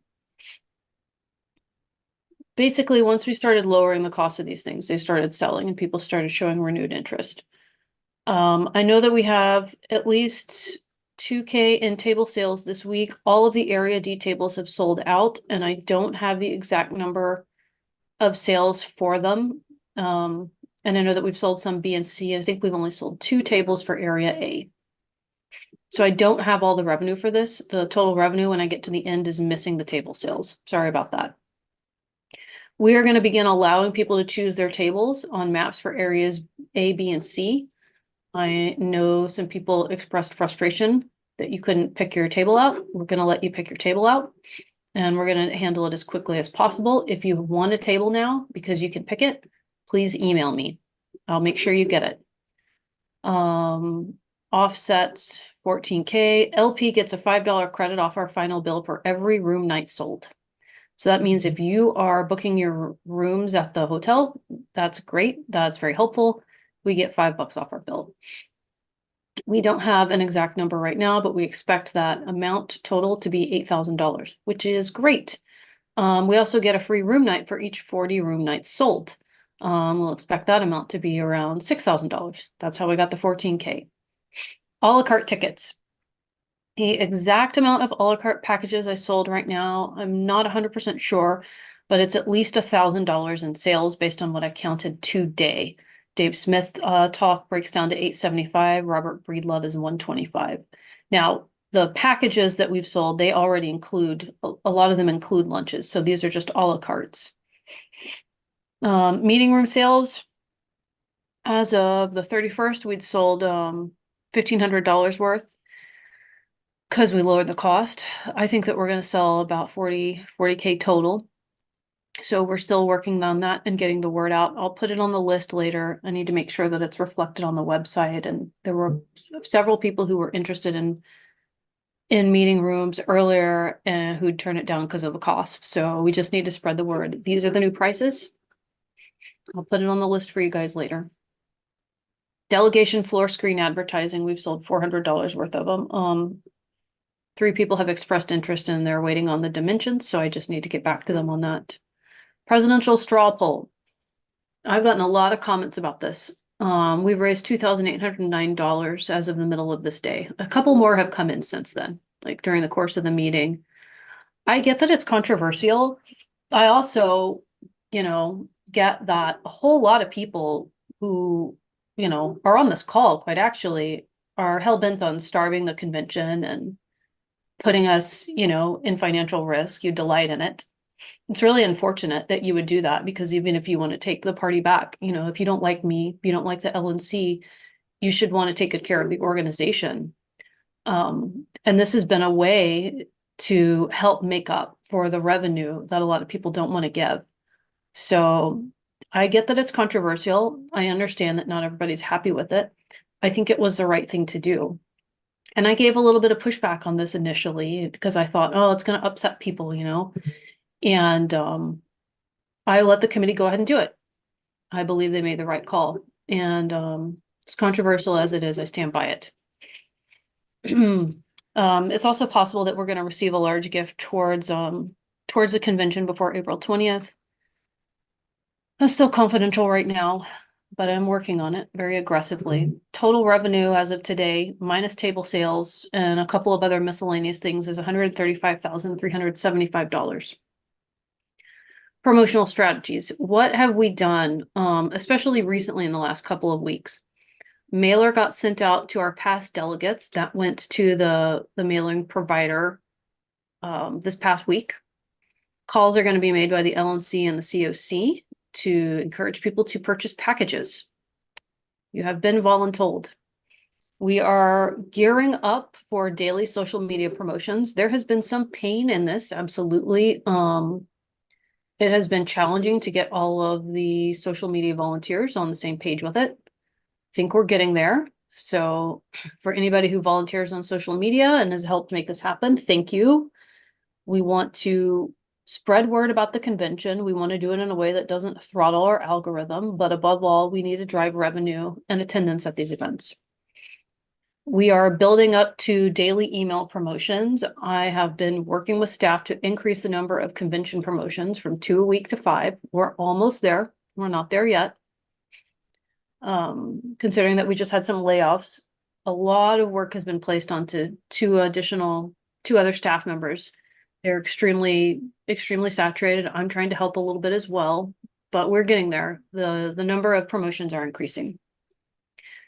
We're also going to be doing online advertising by Google AdWords and Meta, but we're going to discuss probably in executive session how much we want to spend on that. And the reason we would be discussing in an executive session is because we'd be potentially talking about contracts with third-party vendors who would be helping us. And then we have some additional promotional opportunities with Zero Hedge and Gas Digital Network, which we'll also discuss in more detail in executive session. So I actually think that our convention is going to do really well. So does TJ. We did a lot of work on this. Andrew and Kathy have been helping us with the finances too. So thank you very much. Thank you to Jennifer and the other members of the committee who've been helping us, with speakers and events and entertainment and just answering people's questions in general. That is my overview of the COC. See, there's some hands up. Let me start with our secretary. I think Mr. Madam Chair, I had Malvern my was hand first. raised first. Yeah. Oh, sure. Go right ahead. And if the secretary and the treasurer will indulge me a bit, I have a few questions and possibly some corrections here. I guess my first one is right off the bat, it says that the LP must spend $105,000 on food and beverages with the hotel. Where did that number come from? Because that's not what's in the contract. From crunching numbers with TJ and our meeting with the hotel. So I just want to be clear, in the contract, it states that it's $75,000 before fees, gratuity, and services are added on. So I just want to make that really clear. It So should the come out. 105 doesn't. Does Well, it not? right, but there's, I mean, it could come around there, but there's also a factor in here that was kind of looked over, and I want to see where we're at if that happened at all, which is that the hotel offered a 10% off the initial food and beverage without the fees and gratuities, so off the actual price of the meal before anything. Is that still in the works to be done, getting that 10% off? So the deadline did not pass. There was a menu submitted, and what happens after? We had a meeting with them Saturday. She jumped on the meeting Friday and had an emergency, and we met on it Saturday and had a whole discussion about everything getting submitted. And then she asked us to submit everything finally on Monday, which is tomorrow, with the 10% discount. Okay, so everything is going to be taken care of by this Monday, I suspect. Is that what Tomorrow. you're referring to? Yeah. Or tomorrow? So yeah. Okay. At her request. So the next thing is that the second point is that the 75% of room nights contracted. I just want to make sure that the chair understands that that's for food and beverage plus rooms. It's not just a room situation. Yeah. For the contract, that's a combined. So it's not based on room nights contracted. I just want to be clear that that's the thing. I'm just curious about a lot of these things because I don't share the chair's optimism in the success of convention. Just another thing. So some things don't seem to be updated based on the spreadsheet unless you and Mr. Ferrer are working off a different budget than the one that was initially revised by me in December. Like the AV contract it shouldn't be in the $70,000 range. That's concerning. The quote that was sent by Mr. Hafner was at least $85,000, not even counting what has to be paid for in the hotel or the additional requests that were made. So that should be closer to 100,000. So when I asked the chair if the budget had been revised, it doesn't appear, unless you're working off of something else, and please do correct me if I'm wrong, that doesn't appear to be the case. Nothing has been updated on the expenses. Conversation I had with him, which was Monday. Okay, so so the contract that was sent over is irrelevant at that point. It's going to be 70, and the $70,000 number includes the 6,000 from the hotel. I don't know that it includes the 6,000 from the hotel. Okay, because that's accounted for in the initial budget that was drawn up, just to be clear. So that's problematic for me. I do just want to note that the presidential suite that sold at a discount was something that was sold by Miss Yanuskavich when I was still chair. So that's kind of a moot point there. Another thing that concerns me is the presidential poll, but not for the reasons that other people. So we've already had Mr. Hornberger and Mr. Olivier drop out. Is that money going to be? Well, I think Mr. Hornberger had $11. So I don't know if the person is going to get their $11 back. But what happens if more presidential candidates start dropping out and they don't want to be associated with this quote unquote scheme? Which, for the record, I don't think it is a scheme, but it seems that there's at least some collusion on some of them to drop out. What happens if the rest of them drop out? What happens to that money? We don't issue refunds based on what someone else wants us to do with someone else's money. We have a 30-day policy for refunds. And the only person who gets a refund is the person who spent the money. So, Jacob Hornberger doesn't get to decide what we do with someone else's money. No, correct. So just to make sure I understand. So if someone paid, we'll use him as an example, because the $11, if they want an $11 refund, they would be entitled to that refund within 30 days. Is that correct? They need to ask for it within 30 days. Okay. Is there something I've been asked about this a lot too, and this is something that I pushed for once upon a time. There's nothing on the website that suggests that there is a refund policy solidified. So I would just ask that the chair perhaps put something on the website making that very clear, because that a lot of people have questions about that. Sure. I believe staff put it on the website, but I'll double check to make sure it's on the convention website as well. Okay, I think that's it for now. I just wanted to be clear. I think the rest of the stuff would be best suited for executive session when we get to that point. Sure. Okay, was our secretary next? Yes, I believe so, Madam Chair. Am I unmuted? I'm an idiot. Yes, okay. I think you did address one of the things. I think having a QR code is a good backup, but the platform committee and excuse me, I have a terrible cold. the Bylaws and Rules Committee, we are prepared to have volunteers to insert in the reports, but just wanted to be clear Yes. that the printing of the reports would still be a party expense. Oh, yeah, that's Okay, fine. that's what I told them, but the. I mean, we'll have to break it out by Yeah. volunteers and staff who does actual printing at the end of the day, but it's a moving target. Yeah, and I told them it's pretty much our sweat equity, though it's still possible that bylaws might have their report and on time. And just an FYI, I hope to upgrade my essentials package and encourage everyone on the LNC if they can afford to. I understand it's a bad economy, but I have to tell you, if I hear all of this, strom and therm about how money's not being raised, but you can afford to upgrade your package and haven't, I just discount it. You have to put your money where your mouth is. Lastly, I didn't know if we wanted to discuss so that it was openly public, the literature policy. I leave that to the chair's discretion. And the last concern I had, and this was a concern of the bylaws committee, and platform, but I think it's a general concern of the entire party.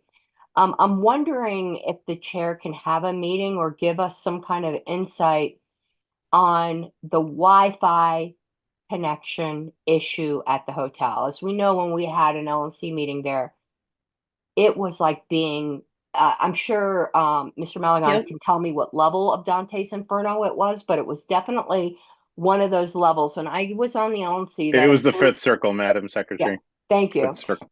I was on the LNC that approved this contract, and we were assured, I'm not suggesting that a past convention oversight committee misled the LNC.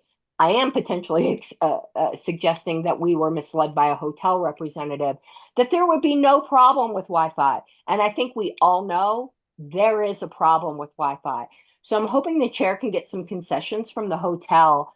And if not, perhaps discounted rates where groups can buy a hard line, like it would be a hard line added package where they would have their own secure password. This would be for caucuses, this would be for states, it would be for other special interest groups. But I am deeply, deeply concerned about the connection down there, to the point that in my teller training, I have a backup how will we count on paper option. That's how deeply concerned I am. It's not the fault of the past LNC. It's not the fault of this LNC. It's just reality. It's the cold equations. And I think we need to do some really hard planning on what to do about this brutalist architecture that has 3-foot thick cement walls and we're below grade. All right. Well, I hear you, but we discussed that in detail in our meeting on Saturday. I'm still not persuaded that she really understands how awful it was, but we're gonna address it again in our next meeting this coming week. I mean, yes, it's absolutely a concern, and I hear you, and we're gonna make sure it's addressed. We're gonna make sure that you can, plug in with a cable, and same for the tellers. We'll take care of you for sure. And did we wish to discuss the literature policy or not, Madam Chair? If you want to. I would just, rather than going into detail, I would suggest people go to the convention website. There's actually very many awesome things under this tab. If you go to lnc2024.com, go to documents, you'll find there the delegation chair manual, the delegate manual, all kinds of interesting documents. But the literature policy is also there. My goal is that nobody be blindsided by it, and that they're fully familiar with it, and they can direct questions to the Convention Oversight Committee. Thank you. Thank you. Mr. Hagopian? Yep, just a couple of quick comments on the debate and then some comments on the cost. So really quick from the discussion right before you hop back on, Madam Chair, if we can somewhere, and if it's already there, I apologize, make it clear how one would get on that website and what requirements there might be. For example, do they have to have been a sustaining member and signed the pledge? Do they have to have an FEC website? Blah, blah, blah, just to make it clear how somebody gets on that website. I think that would cover off some of the concerns. The other comments I have, veer more towards the decision for the fundraiser. And I'm just going to say, I think it's the height of hypocrisy for people to think that this is out of line. We spend 6 figures to put towards ballot access. The nominee of the party gets multi-million dollars worth of ballot access for free once they get nominated. If you want our party's nomination, you need to be able to mobilize your supporters. And we're going to have the same number of candidates on the stage as we had in 2020 and 2016. Yep. It's going to be the top 5, just like the last 2 nominations. So I just think it's the height of hypocrisy. Almost every argument I've encountered on this has been silly once you've broken it down. So I just want to put that out there, that it's really angering me, especially from the people who say that we need to do better job at raising money. This is where we're doing a better job at raising money. Put your money where your mouth is. Get behind your candidate. Put them on the stage. All right. Going to costs real quick. I think I heard 230 to 260 is the estimate. Just from a cash flow perspective, and if you want to take this into exec session, let me know, but is there an idea of when those outflows are more than what you said in your intro? Thank you. Wait, I just didn't understand your last sentence. Yeah, sorry. Is it like 100,000 due on Monday and then 200,000 on Tuesday, or is a whole bunch due the day after convention? I'm trying to figure the days that things are due. Yeah. I'll pull it up for executive session because there are specific deadlines. AV is due a certain day. It's just going to take me a minute to pull it up. That's fine. And it probably has to do with contracts. I just want to be able to get it does, and it's not all on the same day. There's certain portions. Okay. But we should discuss that before we discuss the line of credit. Because I think convention sales are going to come in just fine. And then there's a couple other things that I want to mention regarding that. If everything is fine, we may not need it, but I think that we should still probably. And that's my last comment, is just that I believe that we don't need it unless there are things that I don't know. And that's why I'm asking some of these questions. So I'll save it for executive. I want to talk in executive session about like some potential pledges and sponsorships. I'm not going to put anybody on the spot publicly because I don't have any money in my hand yet, but it's been talked about. That's perfect. Thank you. Yep. Mr. Ford, and then we're going to go to TJ Ferreira. Simply put, who is the single contact, the point of contact in their contact information if someone listening or someone who's friends with somebody listening wants to spend money on the convention, whether it be advertising, tabling, a booth, or a suite? Right here. That's me. Okay, so all of those inquiries should be directed towards your chair email then. And if there's anything I can't get to quickly, I will immediately pass it to Andrew Watkins, TJ Ferreira, Jennifer, Kathy, someone else on the committee, but I'm picking them up pretty quickly. Fair enough. Thank you. You got it. TJ Ferreira. If there's no objection, can we hear from TJ, who's on the Convention Oversight Committee? No objection. Okay. Okay. Yeah, I was just going to answer any of the detailed questions that Adrian or anyone else had, make myself available. I have reviewed the contract and I was on the call with the hotel. The contract is one of the best convention contracts that I've ever seen negotiated. So to the team that did that, I give them props. That was very good to be able to hold a convention in DC for as little money as we're having to put out. I think there's a question about the 105,000. That is the $75,000, and then there's a tax and gratuity fees on top of that, and then it is discounted by the 10%. So it is taken into account the various aspects of the contract that are there. We did talk to the hotel about the Wi-Fi. They're going to run some tests, and I believe we're going to have one of the staff members go there and also run some tests. I know that when we were in Monroe, I was there for that meeting, that it was terrible, but the convention's not being held in Monroe. It is in the International Ballroom, which supposedly has much better AV and internet capabilities, but we will double check that. The hotel is also working with us on some neat new features that they're rolling out, as far as making sure that we're all well lubricated during the convention. And so I'm pretty excited about where this stands at the moment. And I want to thank all the members that have worked at various times on the convention oversight committees that has made this happen. And you guys have all done a great job. Thank you, Mr. Tunyevich. Thanks, Madam Chair. I don't know if this is for you or for TJ, but while I hope that everyone who's on the call and more broadly will buy packages, I know that people to some extent are voting with their wallets by not doing so. So this question is about, how do we recognize those delegates? I don't mean like applaud. How do we recognize those delegates who are not buying package but are simply elected delegates from their state? Do they still get a name badge, for example? How are we going to recognize them to note, okay, that person is a delegate? Oh, same as last time. People get name badges. They may not Okay. get the nice lanyard that everybody else gets, but historically we've always had people have a badge so that they can be credentialed and have a delegate ribbon. Great, thank you. Mr. Malagon? Thank you, Madam Chair. Just in response to Mr. Ferrara's comments, some of those questions were rhetorical. I mean, I am looking at some of the spreadsheets and I have the contract in front of me. I just want to be clear that I didn't step down as COC chair because I couldn't do it. I have 2 very successful conventions under my belt here in California. There were external factors to that. So anyway. Thank you. Madam Secretary? You are muted. I hate Zoom. Okay, to answer, I think it was Mr. Tunyevich's question.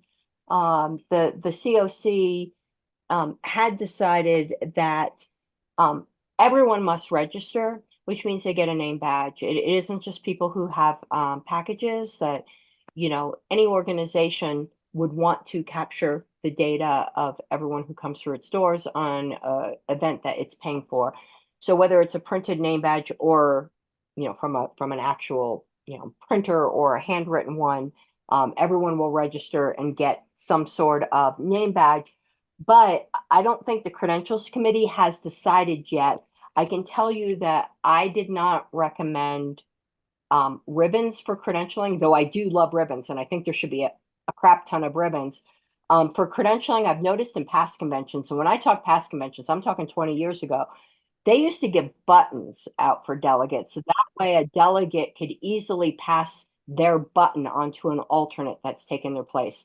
Whereas you cannot so easily detach a ribbon that's in this long line of 30 ribbons. So I don't know what Credentials has decided. That will be a Credential Committee decision, but I think they are leaning towards buttons, and every alternate and delegate will get some kind of visible credential. All right, thank you, Madam Secretary. I'll make sure to communicate with Josh Lavka. Any other questions? All right, I will encourage you all to buy packages. Buy your packages. Let's jump to our next agenda item.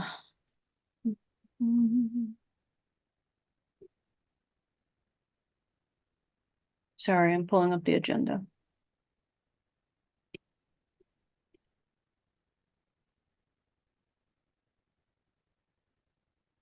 All right, next up is financial discussion and approve line of credit under terms secured by chair and treasurer of up to $250,000 secured by Alexandria property. Madam Chair, we amended the agenda. What's to have closing public comment. You're right. I'm so sorry. Yeah, let's go ahead and do closing public comment. Okay, if you want to give public comment, go down to the bottom, click raise hand. If you don't see it, you might want to click reactions more than raise hand. This public comment is going to be 1 minute. 1 minute. Please time yourselves. I hate cutting people off, but I have to do it just so that we can stay on track. All right, let's go ahead and get started with Mr. Jonathan Jacobs. Madam Chairman, I did want to encourage you to continue the support of the Michigan lawsuit that is coming up that is going on the automated list. I also did wish to clarify something. Yes, I did file a appeal in Michigan with their JC. I filed it 10 days after their lawsuit was filed. And it dealt with a total of 5 delegates. That's all. Thank you. Thank you. Up next we have, actually, Mr. Ford, we'll come back to you. We're going to do non-LNC first. Mr. Travis Bost. Good afternoon again. I just wanted to mention for anyone that's listening, Spike Cohen is debating David Hogg on Wednesday the 10th at 6 p.m. Eastern at Dartmouth College. And there are watch parties across the country. Check Spike's social media or check with your local chairs to attend one of those. Thank you.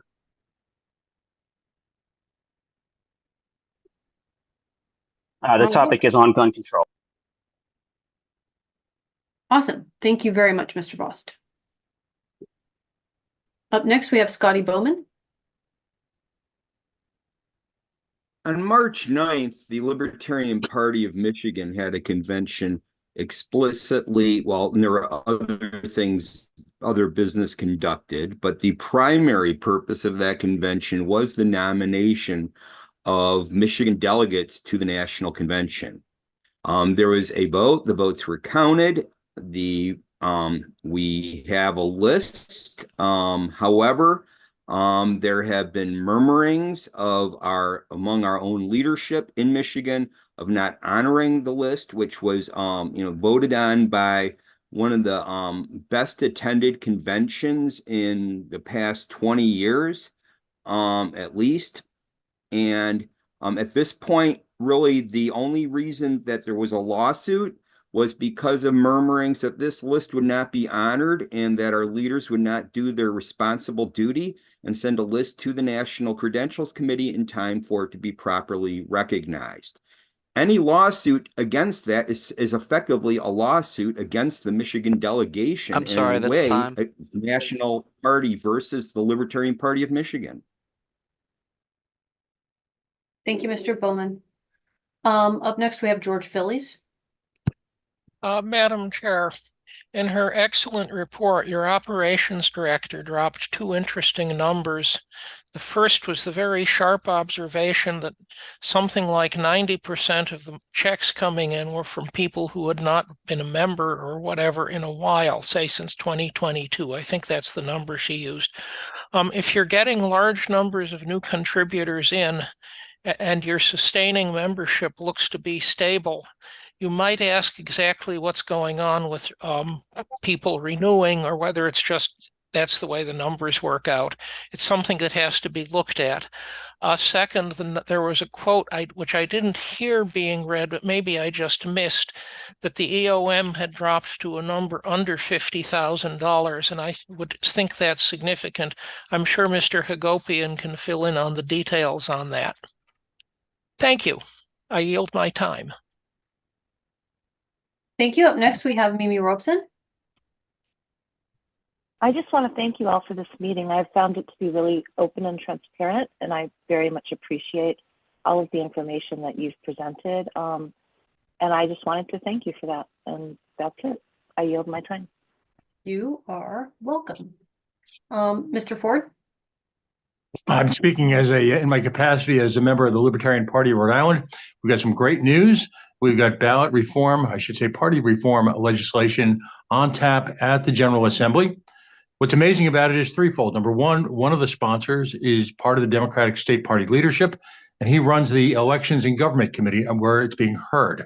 Number two, we had the support of, while we were doing the legislation, the support of the Secretary of State directly, as well as his head of, if you will, his election organization within the formal Secretary of State's office of Rhode Island. We testified, members of the Libertarian Party of Rhode Island and Massachusetts both testified, and incredibly enough, the Secretary of State, head of his elections committee, testified in his official capacity that they were endorsing our legislation.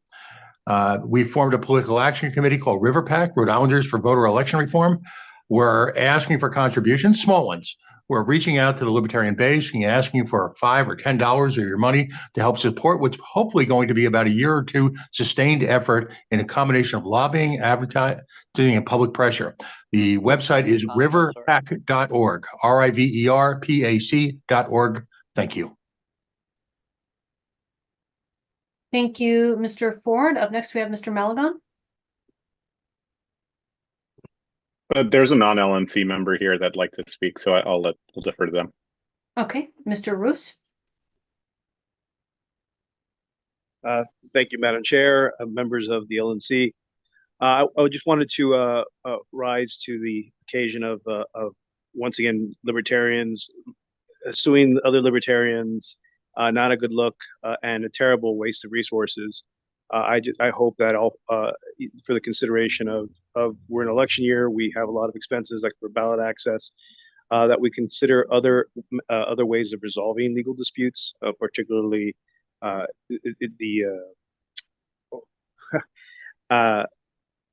sent an email to the LNC earlier this past week about basically how to do that, and I hope the LNC can consider that in the future, at least to not expose the party to too much expense in that region. Thank you. Thank you, Mr. Roos. Back to Mr. Malagon. I'll go last, Madam Chair, if that's okay. Sure. I believe we have our secretary and then Mr. Tunjevich. Thank you. First, I want to thank Mr. Hagopian for his comments about the convention fundraiser. First, I have a specific comment to make. I did not vote in the Michigan $5,000 motion. However, there's been factual inaccuracies I do feel the need to correct. I just know for a fact that Daniel Ziemba, the Secretary of Michigan, did submit the list prior to that lawsuit being even filed. It was submitted to the Credentials Committee. So lawsuits should not be based upon murmur. But I have some general comments to make that aren't specific to Michigan, that have everything to do with everywhere. The nomination of delegates needs to be pursuant to the state party bylaws. If the state party bylaws provides a judicial committee, that judicial committee should be able to render a decision which can be disregarded by the delegates on the convention floor, but the delegates on the convention floor at National have the right to the considered judgment of the internal dispute resolution process, even if they choose to disregard it. Lastly, whether or not something's best attended doesn't matter. We believe in the rights of the smallest majority, which is one person. If one person's rights were violated, it doesn't matter if 10,000 people agree to violate a person's rights and not to hobble any other state. Thank you very much. Thank you, Madam Secretary. Back to Mr. Malagon.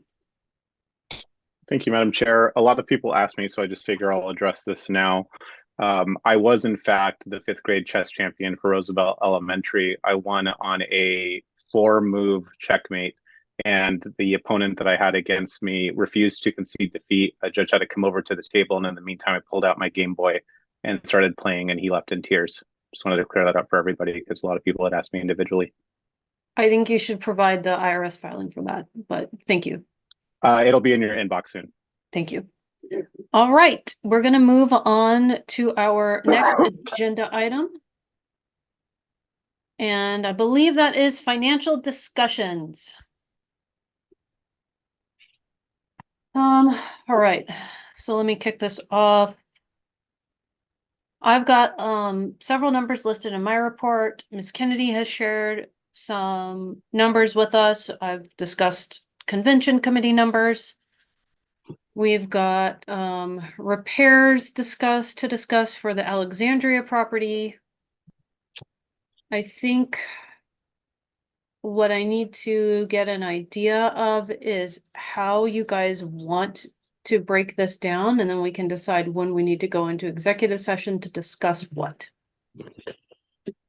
What can we? I think we could talk about repairs outside of executive session, I would assume. Yeah, probably. Yeah, we can. It's just going to be quick. I thought there would be more information at this time because I thought we were going to have the inspection done and it just hasn't happened yet. So, I mean, there's not really that much to discuss other than it needs to happen either way. Again, I did a little bit of research just to kind of get an idea. I assume it's a rubber roof at the top because that's what the neighbors have. And that I looked at what about what the square footage could be. And it seemed to me like it could be somewhere between 7 to 12,000. That's a wide gap, but that's kind of, it could be more than that, but I can't imagine it would be too crazy because it's a narrow piece of property. It's like a townhouse basically. Todd? Yeah, my main question on this is timing. So for example, I think I heard earlier something about $5,000 a month in rent. I believe I heard from somebody. Yep. It's obviously a 2-month payback. So if we are short on funds, can this wait until after convention before we start the rental process? In addition, renting out the facility may have impacts if the executive committee and the committee decide to do a loan on the property. Thank you. We should discuss that a little bit more in executive session so I can really get into it. But I hear you. Thank you. Yeah, and I would just say I would prefer just seeing the leaks in the ceiling. I mean, it's been going on probably for way too long. So I mean, I guess what more is another month or two, but it would be preferable to get it done as soon as we can. I just don't know what that timeline looks like right now. Any other questions about the rental repair of the Alexandria property? And also just on the point of 5,000 a month, that's on the very low end. Market rent is higher than that. So we would probably just be getting much more than that. But right now we don't know. Thank you. Do you have just somewhat of an estimation, Mr. Watkins? Yeah, so initially my thought was it was going to be difficult to get a tenant, and it turns out that it doesn't seem to have been that difficult. We do have somebody that really wants to rent it out. They're just not as they're not in as much of a rush as I am, but they are very interested. And so my initial thinking was if we lower the rent, because it's a commercial property, most people are working from home anyway. So it would have been easier to get somebody in. But if we can rent it for market rate, it could be, let me see. Last I looked, it was like around 30 a square foot. So per year. So that's like, let's see. But is Mr. Trump willing to actually pay market rate? That's why I'm concerned. I don't know if he would go over that. I understand that he's going to be taking over headquarters. So yeah, will we well, really he's get going to that much more out of undervalue him? it. So right. Well, he's very Okay. good with real estate. So So what I hear. So let's see. So that market probably somewhere closer to 8 to 10,000 a month. Last I looked at it. Nice.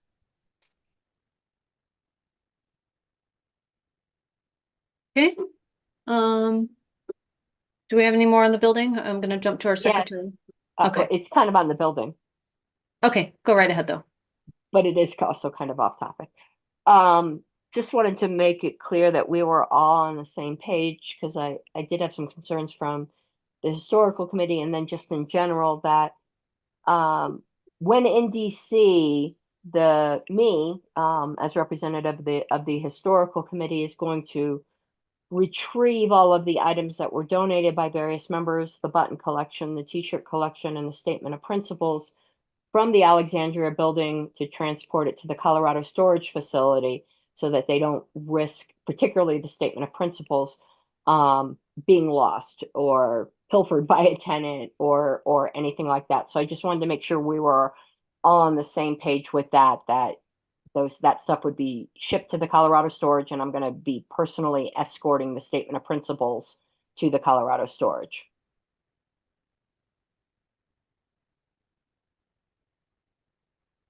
Okay, thank you very much. Okay, anything else you want to discuss outside of executive session?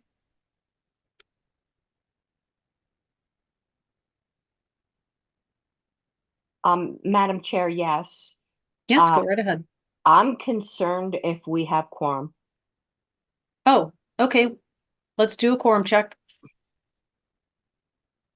Okay, I will look at the 1 second here. God, let me stop sharing. It just hides all of my screens, so I'm going to do a roll call vote again. Chair McCardle is here. Mr. Watkins. Here. Mr. Hagopian. Here. I am here. Mr. Malagon. Kind of. Mr. Nikela. I'm here. Mr. Rufo. I'm here. Ms. Januszkiewicz. Here. Mr. Benner. I'm here. Mr. Dassing. I think Mr. He's Dassing. dropped off. Okay. But I believe Will is here. Is Mr. Hyman here? Mm-hmm. Will the Thrill. Okay. I am here, yes. Mr. Ford? Yeah. So we definitely have quorum, but I'm just going to continue with roll call just so we have a record of who's going into executive session. Mr. Hyman? I'm here. Ms. Hayes? I am here. Mr. Nana? I'm here. Mr. Tunyevich? Yes, ma'am. Mr. Alvstead? Okay, I believe. I'm here. Okay, thank you. Mr. Cowan?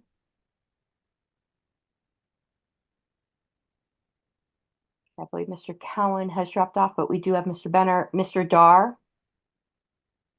Present. Mr. Hirsch? Here. Mr. Hyman? I am here. Okay, we have more than have quorum. It was just difficult for me to ascertain. So the only drop-offs we have are Mr. Dassing and Mr. Cowan, but those regions are still represented. Okay. All right.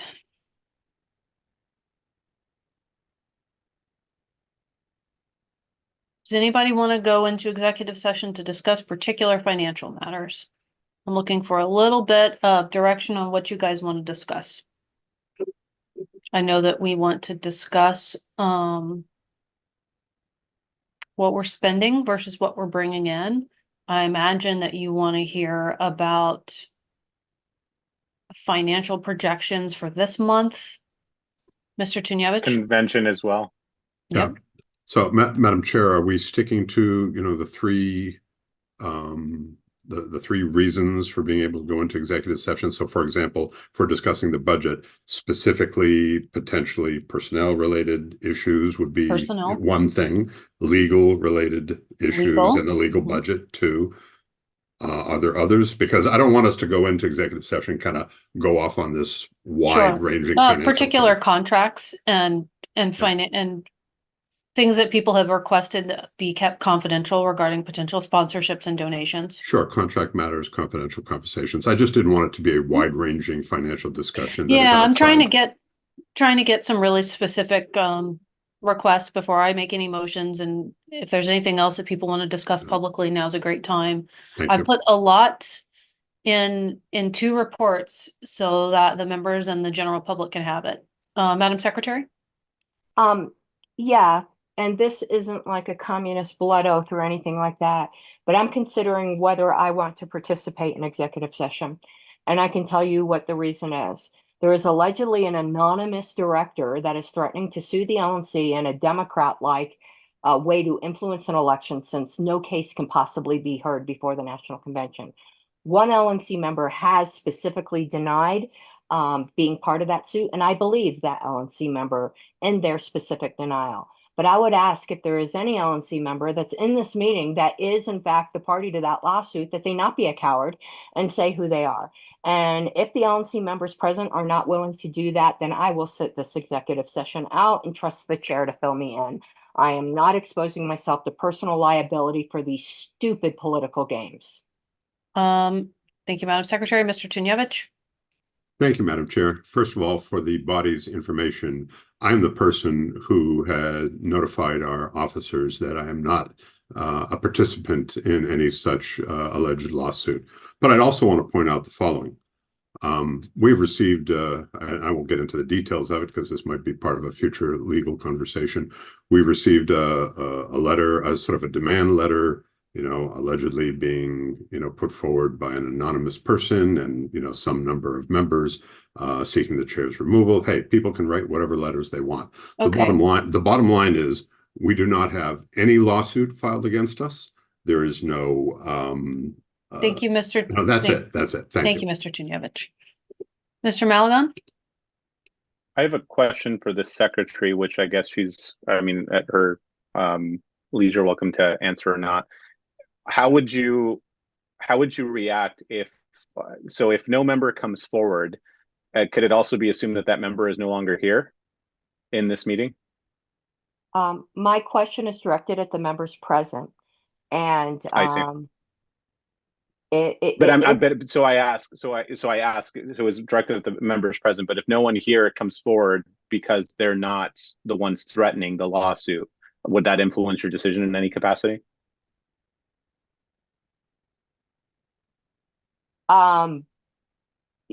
Yes, of course, because the executive session has to do with that. But I am asking each member here if they are willing to say that they are not the anonymous person trying to play political games by threatening a lawsuit in an amount of time in which it can't possibly be heard, a la current Democrat tactics against Donald Trump, though Republicans, I am sure, are perfectly willing to engage in the same tactics. I'm just not going to play these reindeer games. I refuse. I think it's cowardly, and I have no respect for cowards. Sure. So I'll just say, as someone who's very shy and reserved and never really likes to speak my mind, I will break that and say that I am not that LNC member. So everyone can rest easy.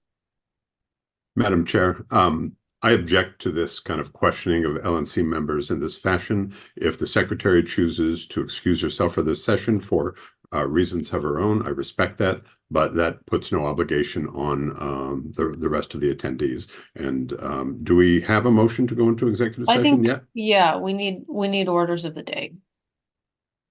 Madam Secretary? There's no demand. There's a request. Okay. And any LNC member that wishes to answer that request, and Mr. Tunievich already has, and I believe him, I am asking them that request. It's not a demand, it's a request. Objection again, Madam Chair. This is not on the agenda. We're gonna call it. We're gonna stop. All right. Does anybody want to make a motion to go into executive session to discuss any of the things I have mentioned regarding finances, regarding personnel, contracts, potential sponsorships, which is, I think, adjacent Sure. to the contract? I will make that motion. Okay. Do we have a second? Second. Okay. Are there going to be any amendments to this motion? Hear them now. I think I lost staff. Okay, it's been moved and seconded to go into executive session for purposes of discussing our finances with relation to personnel, contracts, potential sponsorships. And I'd also add that some of that's going to relate to whether or not we want to pull out a line of credit. Any objections? Yes, I absolutely object. I think it's irresponsible of the LNC to go into executive session without knowing who's trying to sue them. Okay, thank you. Okay, we've got an objection, so I think that we're going to need to, well, there can be further discussion on it, but we're going to eventually go to a vote on it. Call the question, Madam Chair. I think Dustin Nana had his hand up before you called the question. I'm going to hear him and then assume that you call the question after. Mr. Nana? I'm happy to defer to the question being called. That's fine. Okay. Question's been called. We're going to go to a vote on whether or not we're going into executive session. Give me one second to set up the ballot. Take your time. So the motion is on calling the question. Yes. Okay, 1 second. Oh, no, wait, sorry, hold on. There Is was no anybody- objection It to the is. question being called. This would Yeah. be, Is there any unless I missed objection? something. Yes. Yeah, the secretary objected, so this is a vote. Wait, slow down. The secretary objected to going into executive session. I object to calling the question too, because I'd Okay. like LNC members the opportunity to deny that they're suing the LNC. Okay, got it. Oh, I see. My mistake. Got it. Okay, she's objected to calling the question, so we're gonna go to a vote on calling the question, and then we're gonna potentially discuss whether or not we go into executive session before we vote on that. Who moved? That was Mr. Chunyevich, correct? Yes. So this is on calling the question. Mr. Benna, No. Mr. Blankenship's not here. Mr. Dassing is not here. Mr. Ford. Madam Madam Chair, Secretary? Madam Chair, could you again specify what the motion is, please? Yes, Or- and Madam Secretary, are you able to put it on the screen for us? Oh, I'm sorry. I didn't realize I stopped sharing. That's okay.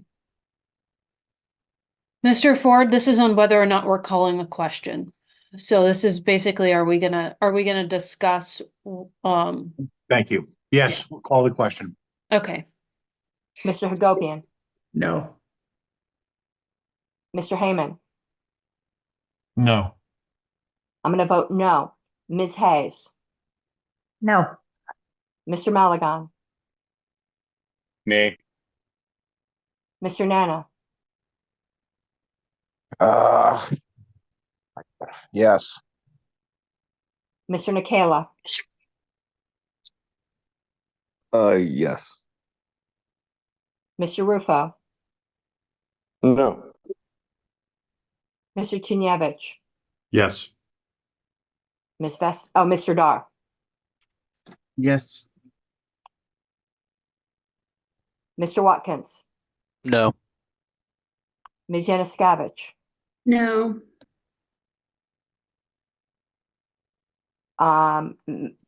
Nobody was skipped. Madam Chair, you can cause a tie. Wait, Madam Wait, Secretary, I'm sorry, slow Mr. down. Hyman didn't vote. Mr. Hyman's here. Mr. Dassey may Oh. not be, but Mr. Hyman did not vote. Okay. Oh, Mr. Hyman, I am so sorry. It is quite all right, Madam Secretary. I vote yes. Okay. Hold on. I am so there are 9 no's, 6 yeses. If the chair voted yes, the yeses still aren't twice the no's. They're not. Right, so it 2/3. doesn't pass in any event. Yeah. So the question is not called. You're abstaining, Madam Chair? Yeah, my vote is not gonna make a difference here. Okay, motion fails. I see hands up. Mr. Malagon? Since we're still in discussion, I will once again reiterate that I am not threatening to sue the LNC, and I would encourage my colleagues to come forward and be so bold as to also claim that they're not trying to sue the LNC if they're so inclined. Thank you, Mr. Malagon. Mr. Nana? I am not currently suing the LNC or intend to sue the LNC, except for potentially for cruel and unusual punishment for trapping me in long meetings. Yes. Thank you, Mr. Nana. Mr. Rufo? I am not suing the LNC, nor will I. Thank you. Thank you, Mr. Rufo. Mr. Hagopian? I'm not suing the LNC, nor will I. Thank you, Mr. Chunyevich? I object to this proceeding. It is not part of the agenda, and I think it's a shame we're trying to put members on the spot like this. Thank you. Thank you, Mr. Chunyevich.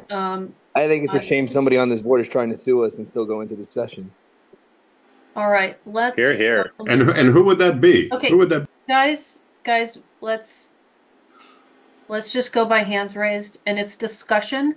And although it's uncomfortable, it's perfectly within reason to discuss this when we're talking about going into executive session. And people have raised in debate that they're uncomfortable going into executive session because they don't want to be having confidential conversations with people who are litigious. It is in order, it's just uncomfortable. Mr. Benner. I want to go on the record in public and say that I am not suing the LNC, nor do I intend to. Thank you. Thank you, Mr. Benner. Mr. Watkins? No, I'm not suing the LNC. It's dumb and a waste of time. Thank you, Mr. Watkins. Ms. Yanuskavich? I'm not suing the LNC, nor do I intend to. Thank you, Ms. Yanuskavich. Mr. Ford?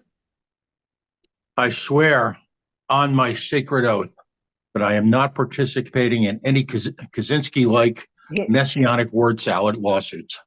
Thank you. Mr. Heyman? As a poker player, I'm normally loath to reveal my hole cards, but no, I'm not suing the LNC, nor will I. Thank you, Mr. Heyman. Mr. Dar? I am not suing the LNC. I'm not pledged to sue to the LNC. I feel that lawsuits are a failure to be able to talk things out. Thank you, Mr. Dar. Ms. Hayes? I am not suing the LNC. Do not plan to sue the LNC. My personal professional opinion, based on my brief review of the law, is that a derivative lawsuit would fail miserably. That's just my opinion.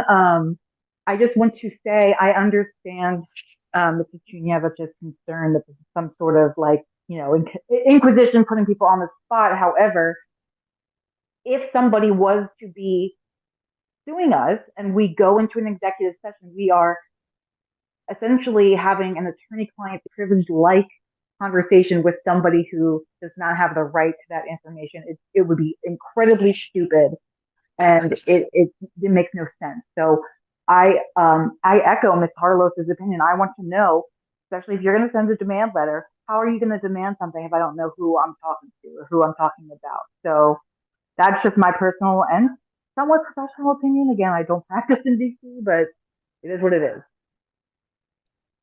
Thank you, Ms. Hayes. I'm also not suing the LNC. Spoiler alert. Madam Secretary? I'd like Mr. Hirsch to go ahead of me. Okay, Mr. Hirsch. I have no intention nor desire to ever sue the LNC.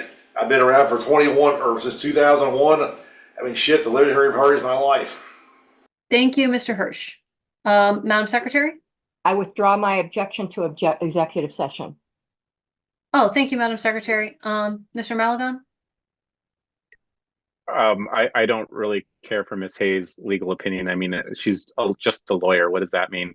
But I will just add to my initial comment that I do not intend to sue the LNC in the future. Everyone kind of added that on to my initial thing. So just want to make it clear, I have no intention to sue the LNC in the future either. Nor am I doing so now. Thank you, Mr. Malagon.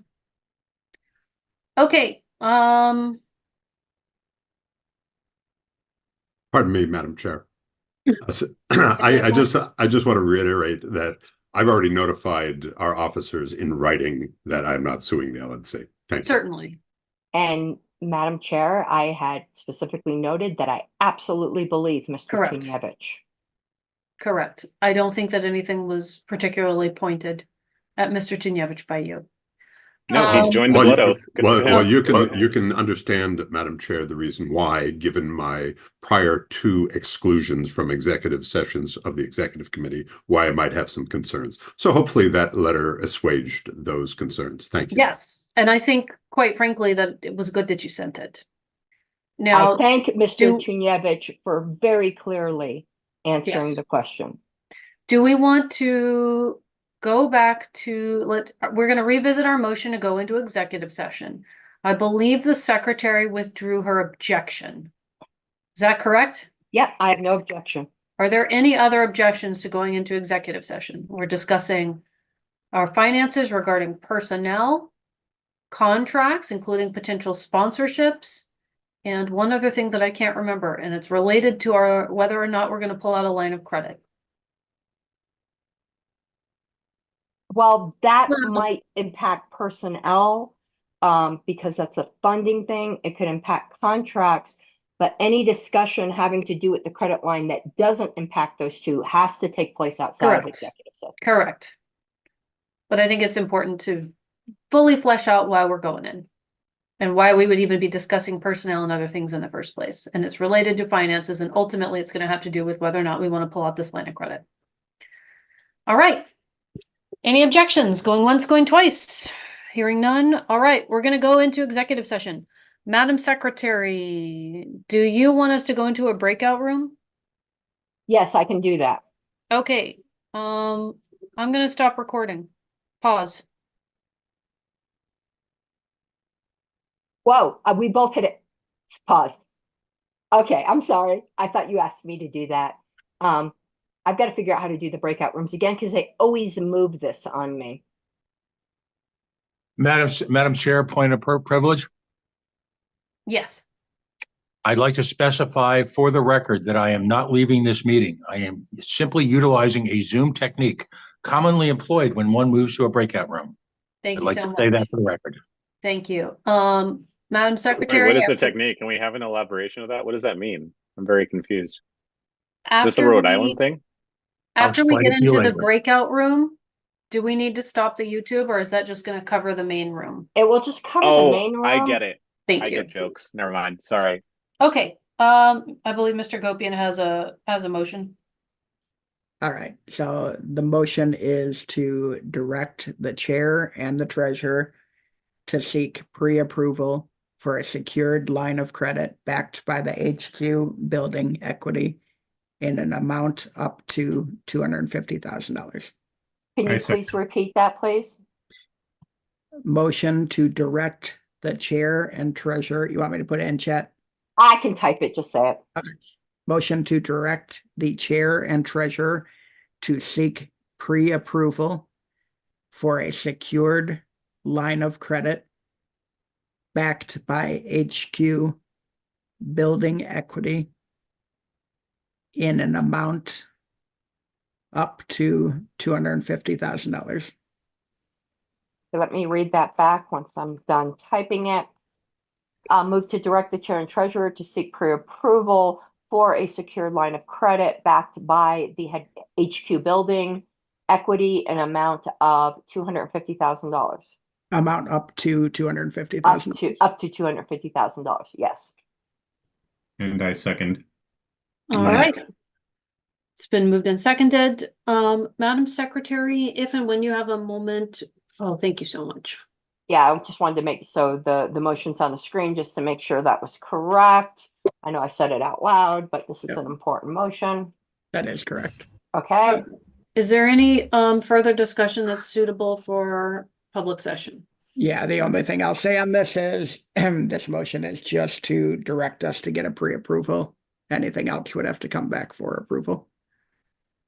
Thank you. I have one quick, Madam Chair, if I may. Certainly. Do we have a timeline for that? Tomorrow. Yeah, we'll be seeking the pre-approval this week, but that can take up to a couple of weeks. So, but we'll be starting the process this week. Thank you. Okay, I do have a question. Is my mic on? I'm sorry. When I share, we can hear okay. you.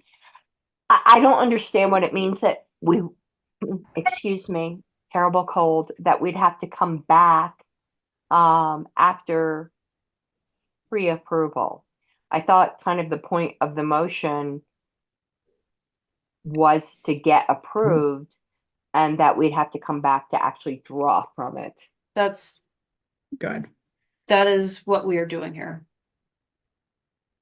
Okay, I don't think that's what the motion says, however, but that would probably need to be amended. So my thought was, and I believe Steve Nikila's original motion on the request was to get the pre-approval, because we don't know if that'll look like a 4% or 10% or, so I believe that the request was to get pre-approved and then come back for a final vote with terms. I don't know that I would feel comfortable voting for something that just said we're going to take it no matter what the terms are. Right.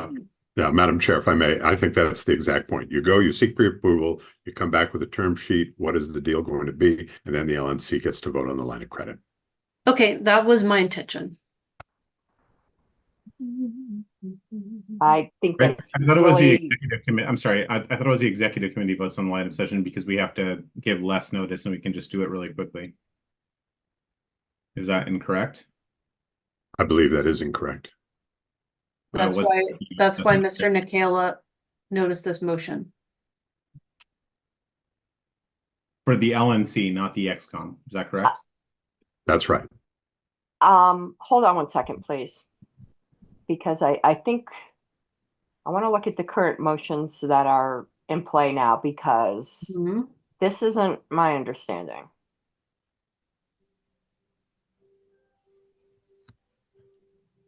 There is already a ballot that's an XCOM ballot that Yes. moves to direct the chair to seek pre-approval. So this is and it's passing and it expires tomorrow. This is a duplicative motion.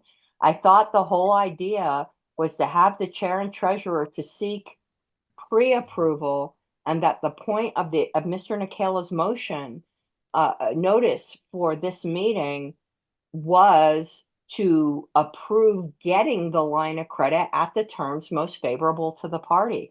There is no point to this motion. It's I have a point already for her. okay. I'm just No, saying this can we makes vote no this down? sense.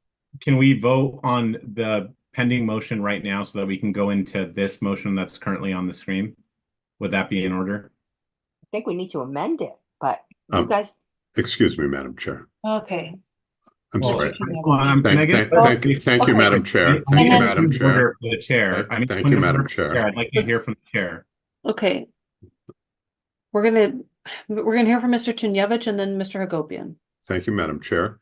So I will remind the committee that when the executive committee motion, and you can bring that back up if you care to, Madam Secretary, was kicked around, I reminded the committee, and the secretary brought up the relevant policy manual language.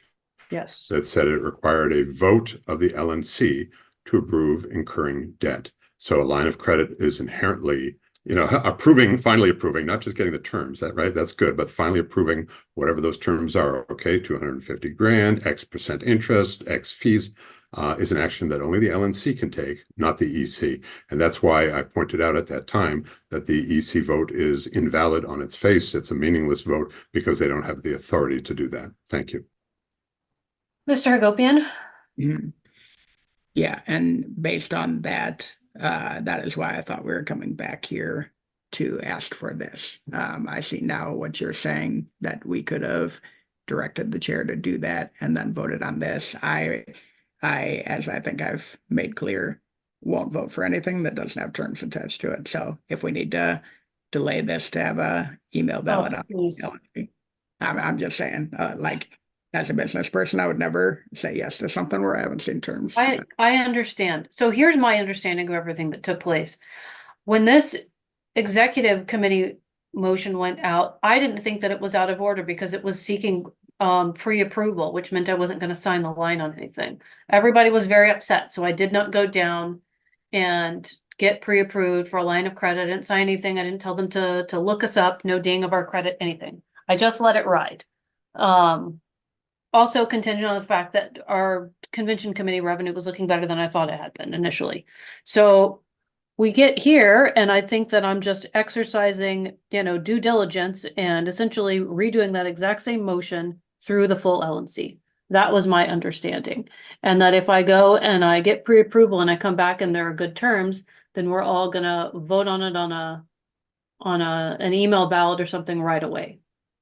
Is that not what we want done right now? Because we're not going to have the support of our treasurer if I just get the most favorable terms, because just in case they're not very favorable, our treasurer is going to be mad. Madam Secretary? I think factually the timeline is incorrect.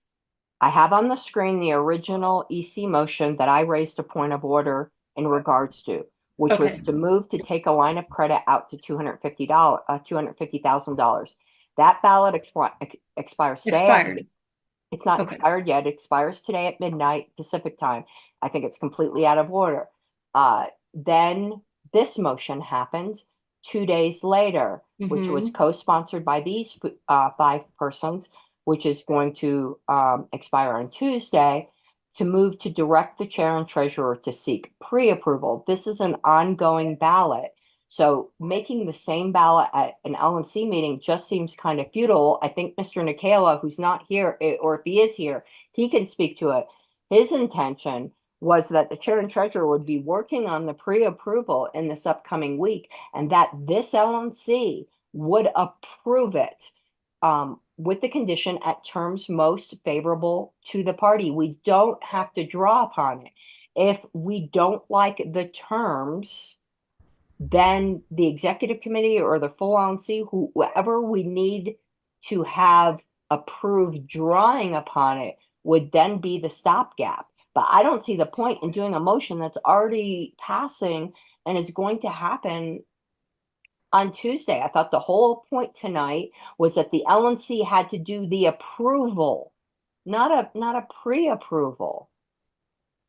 And this is why I really, really kind of, and I know everyone was mad at me, she's the Roberts, whatever, but this is why we have all these flying, conflicting motions with nobody talking to each other or coordinating it, and we get into this Gordian knot. We need to pass a motion tonight to approve it in terms most favorable to the party, withdrawing upon it, requiring an additional approval.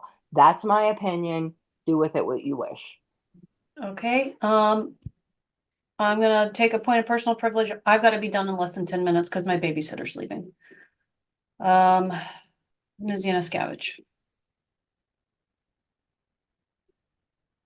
I guess based on what the secretary just said, I don't understand where we are at. If we just do a pre-approval, then we're looking at 3 weeks, because it'll take a couple of weeks to get an approval and then another week to do an email ballot. I'm concerned about that.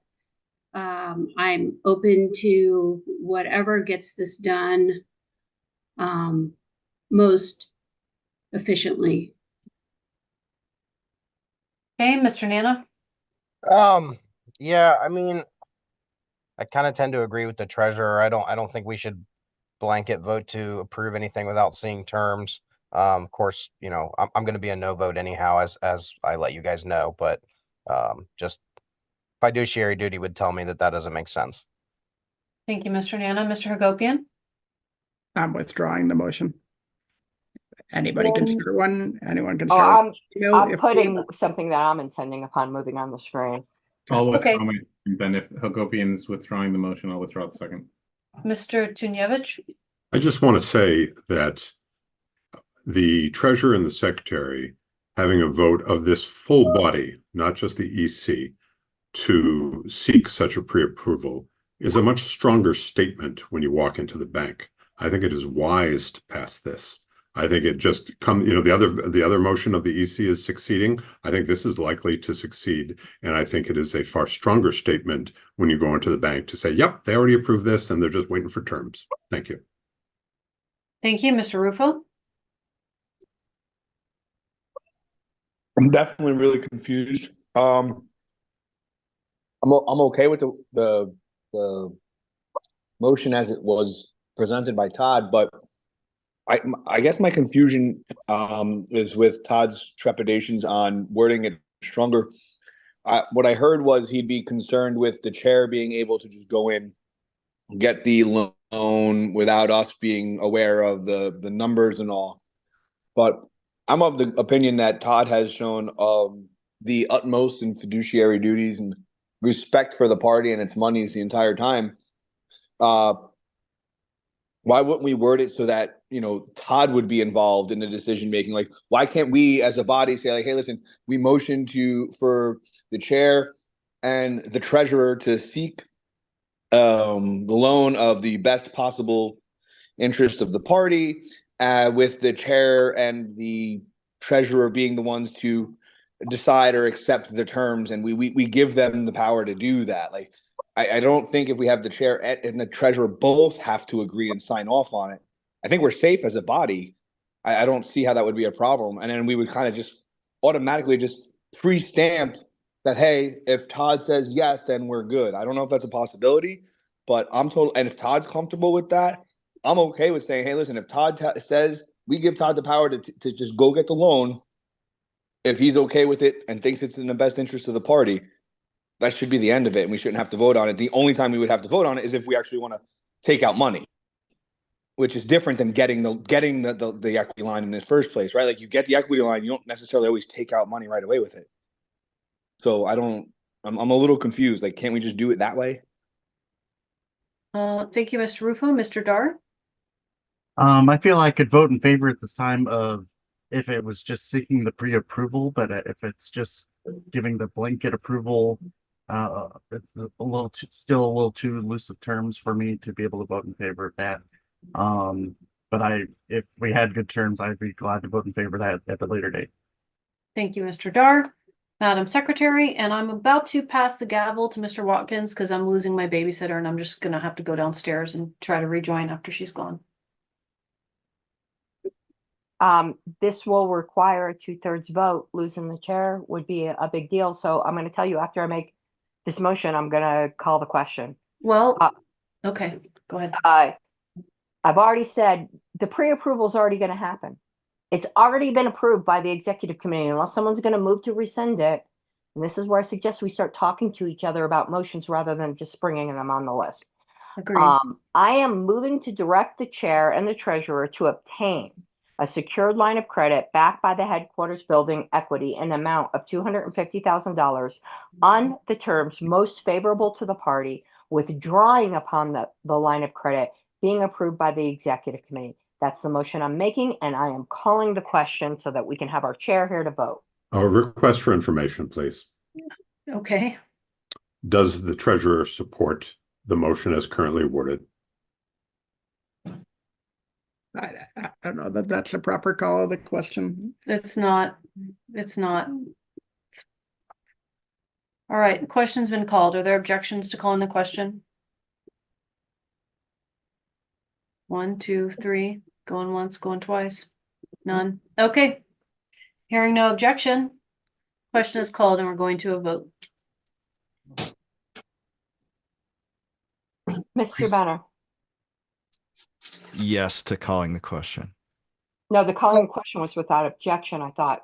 Please clarify, Madam. Oh, that's right. I vote yes on the resolution the secretary had on the screen. So that's this, right? Yes. Yes. Mr. Blankenship is not here. I'm Mr. here. Hyman. I'm here. Oh, Mr. Blankenship. Yes. Mr. Hyman. Yes. Mr. Ford. Yes. Mr. Hagopian. No. Mr. Heyman. Yes. I will vote yes, Ms. Hayes. I'm so sorry. I can't vote for anything where I don't see the term, so no. Mr. Malagon. Abstain. Mr. Nana. No. Mr. Nikela. Is Mr. Nikela no longer here? I don't think he's here. Okay. Mr. Rufo. Abstain. Mr. Chinyevich. Unfortunately, no. The terms. Mr. Dar. Also, unfortunately, no. Mr. Watkins. Abstain. Ms. Yanuskavich. Abstain. Okay, it requires a 2/3 vote, Madam Chair. No matter how you vote, it will not make a difference. Okay, chair's not voting. Motion fails. There The already other- is a pre-approval vote that ends tonight and is passing. Okay, so I'll seek pre-approval tomorrow. Okay, thank you all. There's one last item on the agenda, and that's adjournment. Move to adjourn. Thank you. Any objections? Are we not doing the other reports and so forth? Oh my gosh, you're right. Can Just kidding. we can, yeah, we can, I mean, I don't know. Well, I'm just We gonna can- have to pass the gavel because Let's knock it out now. I'll object to adjournment. Let's get this Thank out you. now, to get it out now. I will rejoin when I can, but I'm gonna have to pass the gavel to Mr. Watkins. That's fine. Alrighty. Thank you. I closed out the agenda. Oops. So if anybody Well, has I that- moved to remove the vice chair immediately. Well, So- hold on, we had an objection to adjourning. That's but it- right. We need to vote on the adjournment. Yeah, point of order. Adjournment, when there is a provision for another meeting, which there is, our pre-convention meeting in May, is a privileged motion. It has to be heard. Okay. And I believe it's non-debatable. I can look that up if someone is wishing to debate. Oh, you're correct. It's non-debatable. You're correct. Debate it, please.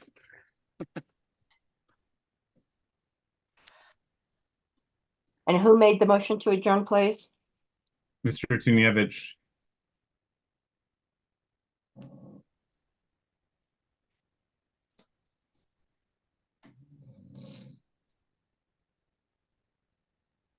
While she's typing, I'll just say I'm very interested in hearing the other reports, particularly the audit committee at our next meeting. Mr. Benner, Pass. Mr. Blankenship, Yes. Mr. Dassing. I mean Hyman, Yes, let's adjourn. Mr. Ford, Let's adjourn. Mr. Hagopian, Yes.